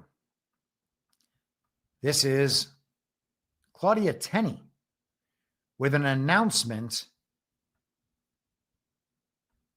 of a letter co-signed by members of Congress, but Congresswoman Claudia Tenney leading the effort. The headline is Congresswoman Tenney leads letter to Treasury urging review of Ireland's boycott of Israel under U.S. anti-boycott law. So we need to have the U.S. Treasury review whether or not it's okay for Ireland to boycott Israel. What is the relationship between all these countries? Because we're told that these are all independent sovereign nations. So why then does the U.S. get to control whether or not Ireland can boycott another country? It's crazy, isn't it? Claudia Tenney is leading on a letter with 15 House Republican colleagues calling on Secretary Bessent to investigate whether Ireland's proposed boycott of Israel violates U.S. anti-boycott law. The effort urges the Department of Treasury to conduct a formal review under Section 999 of the Internal Revenue Code and consider adding Ireland to the list of countries that require or may require participation in international boycotts against the U.S. or its allies. That is pretty incredible that they are going to the Internal Revenue Code to be able to thwart an Irish boycott of Israel. What does that say about the relationship between the U.S., Ireland, Israel, and the bagmen, the collection arm of the global regime's bankers here in the United States? Tenney said Ireland's proposed boycott is a blatant attempt to isolate and delegitimize Israel on the world stage. This proposed boycott is discriminatory, dangerous, and would violate U.S. law. The Treasury Department has the duty to enforce the law protect American businesses, and hold countries accountable when they promote foreign boycotts against our allies. The United States will not stay silent while our allies are targeted by hostile political agendas. And yeah, sorry, Claudia, that whole notion is from a bygone era. And you, I imagine, will soon be from a bygone era as well. Now, this is The Hill. Let's just look at this briefly. From the opinion section, this is a month ago, roughly July 10th. Ireland will regret its anti-Israel boycott. They wrote, the first in Europe measure would criminalize the importation of goods from Israeli businesses operating in the West Bank and East Jerusalem. Framed by its supporters as a political statement, the bill is being pushed with rhetoric about genocidal activity, invoking language of demonization rather than diplomacy. But beyond the usual anti-Israel bias, this bill creates a very real and immediate legal risk, not for Israel, but for American companies and investors. Now, should this be believed by anyone? I would suggest the answer is no, but let's just continue with it for just another second. The U.S. has a clear and long-standing policy position. It opposes foreign government-led boycotts against Israel, including those targeting Israeli-controlled territories.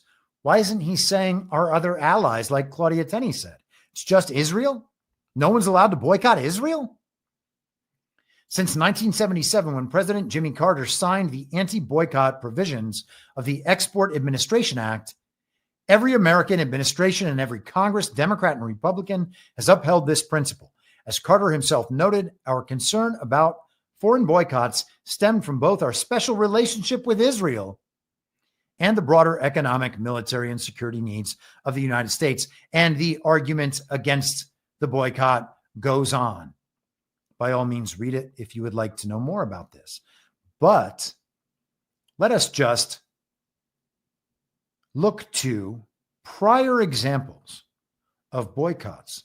And for these examples, we're going to go to a book written by a progressive, secular Zionist named Edwin Black in his book, The Transfer Agreement. We've talked about it a number of times on this podcast. It is a mind-blowing book. Now, there are friends of mine in my audience who believe that taking the word of this author, especially in a book that has now been revised 6 times, is not a good thing to do. And I would agree, it's not a good thing to do. But we operate in a circumstance where there is only unreliable information, and we can look at this book as information among other information.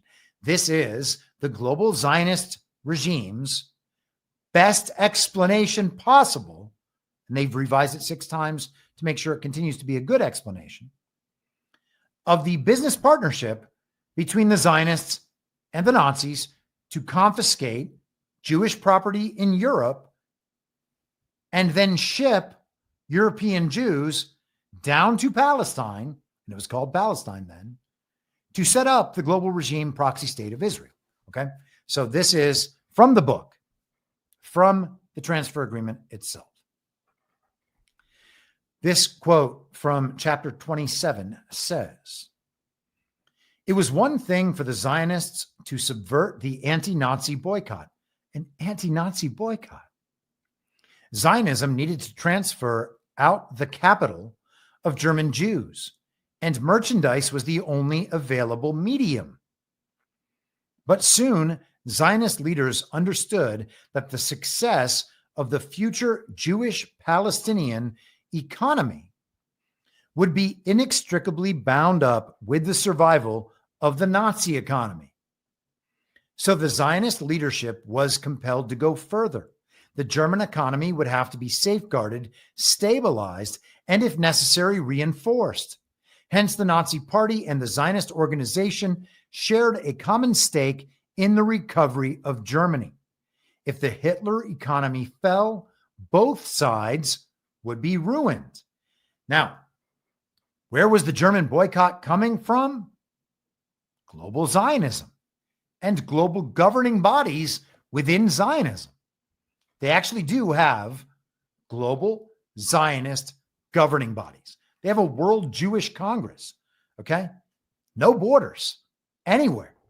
They just put pressure on nations all around the world to go along with the global program decided within those global governing bodies. And we're told, no, the global governing bodies are just like the UN and NATO, and then we're involved. So it's okay. Global governing bodies, right there. So one side of the transfer agreement describes the negotiations that led finally to the pact between the Zionists and the Nazis, as I said before. All right. And the leverage on one side, actually, the leverage used primarily was whether or not other countries around the world would collude to boycott Germany and cut off the German economy from the rest of the world so that they could be impoverished and starved until the people would help overthrow their government and want a new government, or until war was waged and settled. Let's go to another one. This is also from the transfer agreement. The Palestinian publishing company, Exim, and the new brewery represented just a fraction of the Palestinian-German business ventures that came into play during July and August. And I think this is 1933 it's talking about. As the bonanza that lay within the transfer became known in business circles. So it was going to be a bonanza. And the transfer agreement literally describes Zionist on Zionist violence, among other various kinds of leverage and underhanded cheating and the rest of it, to win the business of the Nazi partnership. Okay, so were these business deals little more than taking advantage of the crisis facing German Jewry? Or were they legitimate efforts to build the Jewish home by developing the Palestinian economy? All enterprise in Palestine, of course, expanded the Jewish national economy by providing jobs, services, products, and capital. But then again, in 1933, all nations and their citizens were struggling to recover from the Depression. Who started the Depression? The global regime and global bankers? Obviously.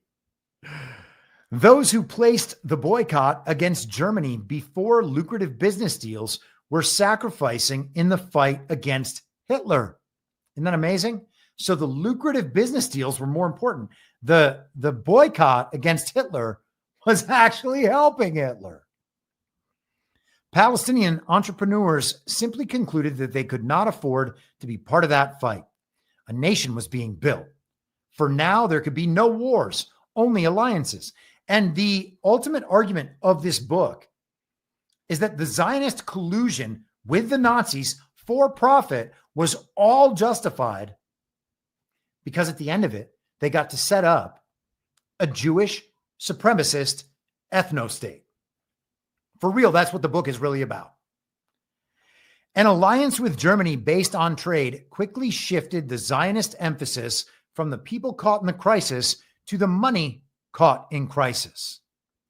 By late July, transfer activities spoke increasingly of saving the wealth, quote unquote, and rescuing the capital, quote unquote, from Nazi Germany.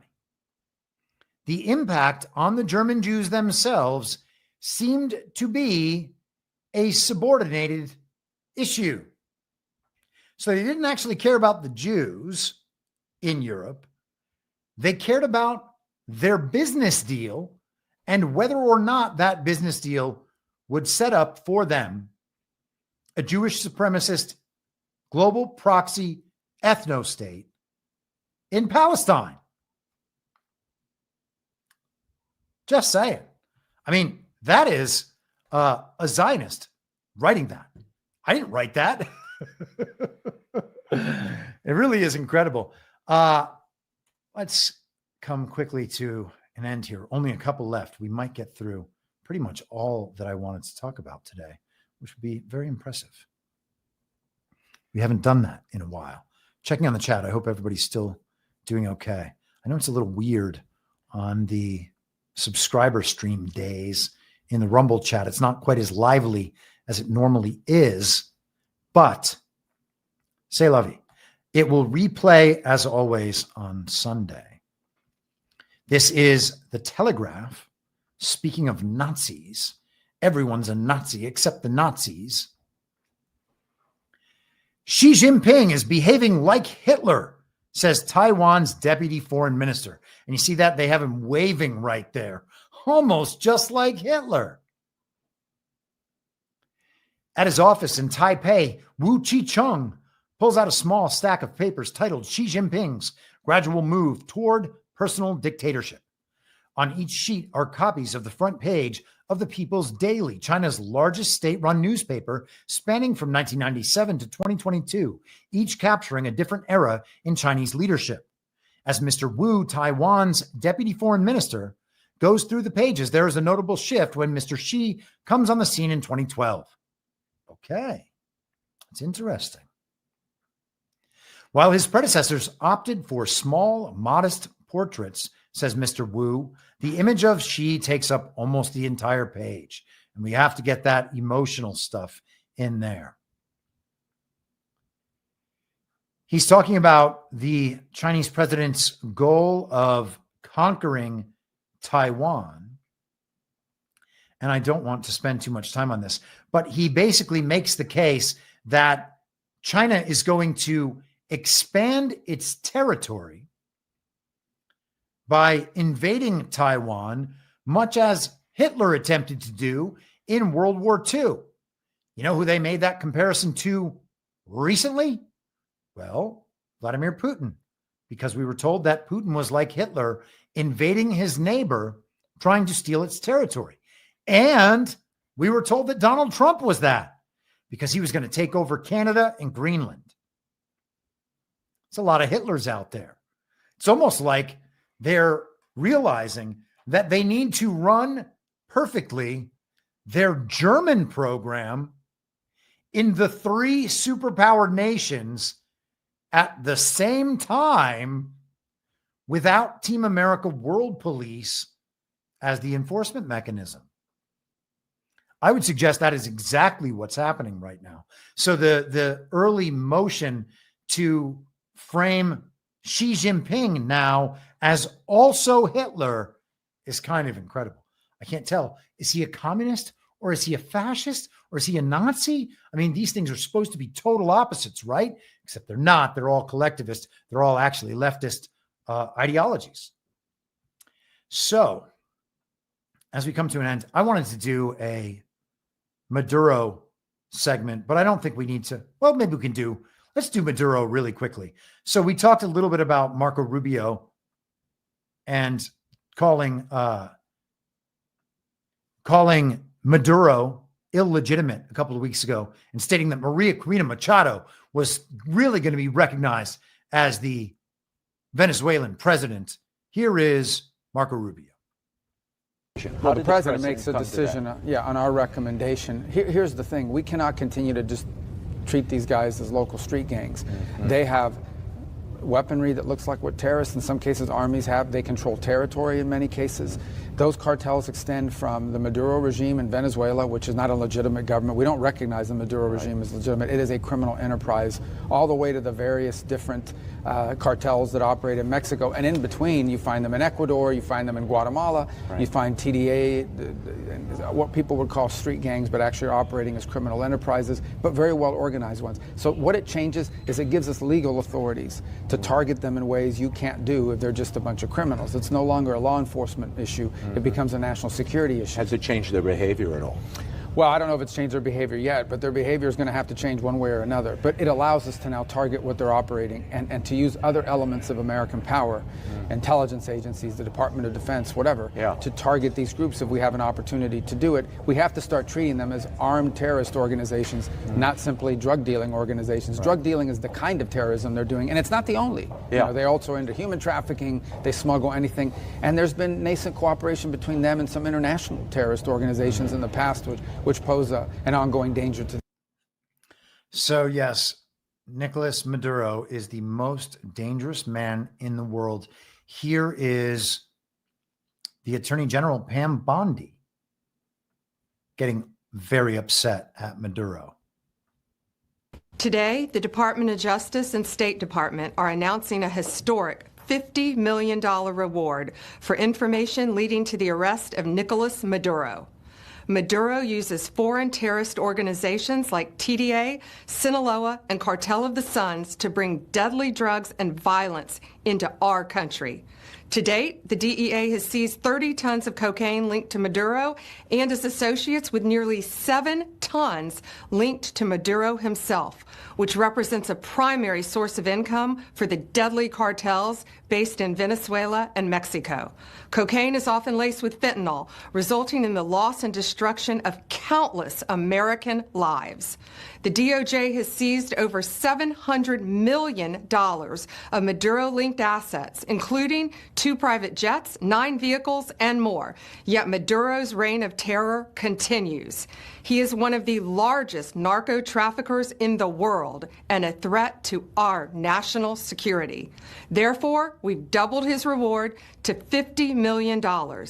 Under President Trump's leadership, Maduro will not escape justice, and he will be held accountable for his despicable crimes. If you have any information to bring this criminal to justice, call 1-202-307-4228 or go online. Okay. Call that number up. Help to get Nicolas Maduro arrested, and you can be the proud owner of $50 zillion. Oh, man. Let's just do one last while we are talking about the greatest, most brutal dictators in the world. This here is Little Rocket Man, and this is from last week. Okay. So the headline here in Fox News from last Wednesday: White House responds to Rocket Man and North Korea's threats over denuclearization. Jump down here. Trump held 3 unprecedented summits with the North Korean leader, whom he once nicknamed Little Rocket Man, during his first term in Singapore in 2018, Hanoi in 2019, and at the Korean Demilitarized Zone later that year, where he became the first sitting U.S. president to step foot on North Korean soil. Well, if you're stepping foot on any Korean soil, you are stepping foot on North Korean soil. The South Korea is a U.S. military-occupied proxy state and absolutely nothing more. At the 2018 summit, Trump and Kim signed a joint statement pledging to work toward complete denuclearization of the Korean Peninsula and committed to establishing new U.S.-North Korea relations.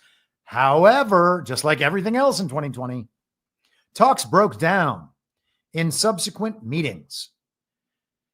North Korea did not give up its nuclear weapons, and the United States did not lift sanctions. Kim reportedly sought to dismantle only parts of the regime's arsenal in exchange for full sanctions relief, a proposal Trump rejected. By 2020, the talks had completely stalled, and North Korea resumed weapons testing. And there you have a picture of rockets flying into the sky.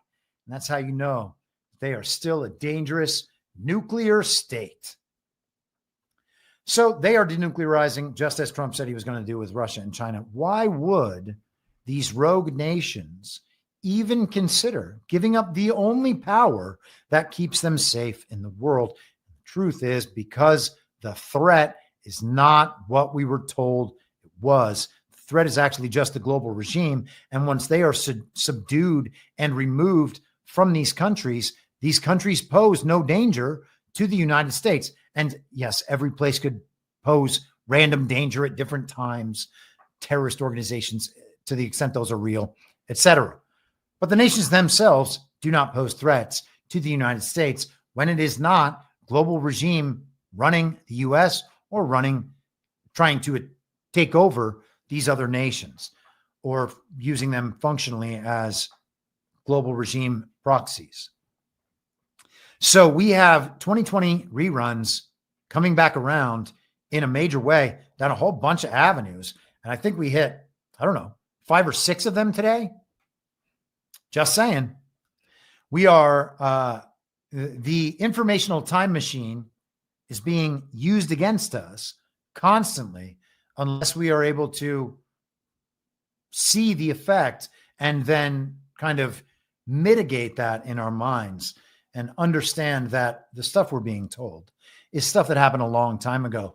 We are just kind of catching up to what the new normal will be. And my priority, as I've said many times, is to not allow that new normal. The changes being made could end up being good, but if we are still attached to the mainstream media's story, the central narrative, and the timeline on which the central narrative unfolds, we really haven't gone too far. All right, so with that, I'm going to knock out a Rumble ad, and then we are going to get on out of here. I will also take one last look at the chat. Thank you all very much for hanging out today. Thank you very much for subscribing and supporting the show. I could not do it without you. Thank you over there on Substack as well. And with that, let's talk about 1775 coffee. If you still haven't tried 1775 coffee, now is the time. The starter kit is still available. In that starter kit, you're getting the bold dark roast that hits hard, the smooth medium roast, and the Vitality mushroom coffee for clean energy and laser focus with no crash. Single origin, small batch, toxin-free and mold-free, and the starter kit includes a gold spoon clip because freedom isn't scooped with plastic, a frother strong enough to stir up your mother-in-law's political opinions, and a black 1775 tumbler, $170 worth of coffee and gear, yours for $99. This is for the ones who've been watching 1775 blow up on Rumble, wondering if it's actually worth it. Spoiler alert, it is. Go to 1775coffee.com/studio and grab your starter kit before they're gone. Bold beans, clean fuel, and a morning routine that stands for something just like Rumble does. All right, everybody. And with that, I will bid you adieu. Next week, we will, I should be doing an episode on Tuesday. There definitely won't be another episode besides that. So I will see you. We will be back on Tuesday at the same reasonable time on the same reasonable podcast network. I don't have a network. Masks and lockdowns don't work. They lied to you about a pandemic, and Joe Biden was never. Well, what? You know who I am, don't you? Well, you ain't Fiona Apple, and if you ain't Fiona Apple, I don't give a rat's ass. What's wrong with being an angry prophet denouncing the hypocrisies of our times? What do you think, Max? Do you want to be an angry prophet denouncing the hypocrisies of our times? Yeah, I think I'd like to be an angry prophet denouncing the hypocrisies of our times. It's not true. It's more true than I would perhaps prefer. Let you down. We do a little trolling. It's called We Do a Little Trolling. What must be what? In my mind, that's the end game. If you're listening for free and would like to support the show, the best way to do that is by signing up for a paid subscription at imyourmoderator.substack.com. You can find the info stream over on Telegram at t.me/veryreasonable. The merch site is cancelcouture.com, and for all my other links, you can visit linktree.com/imyourmoderator. and I'll see you soon down on the range.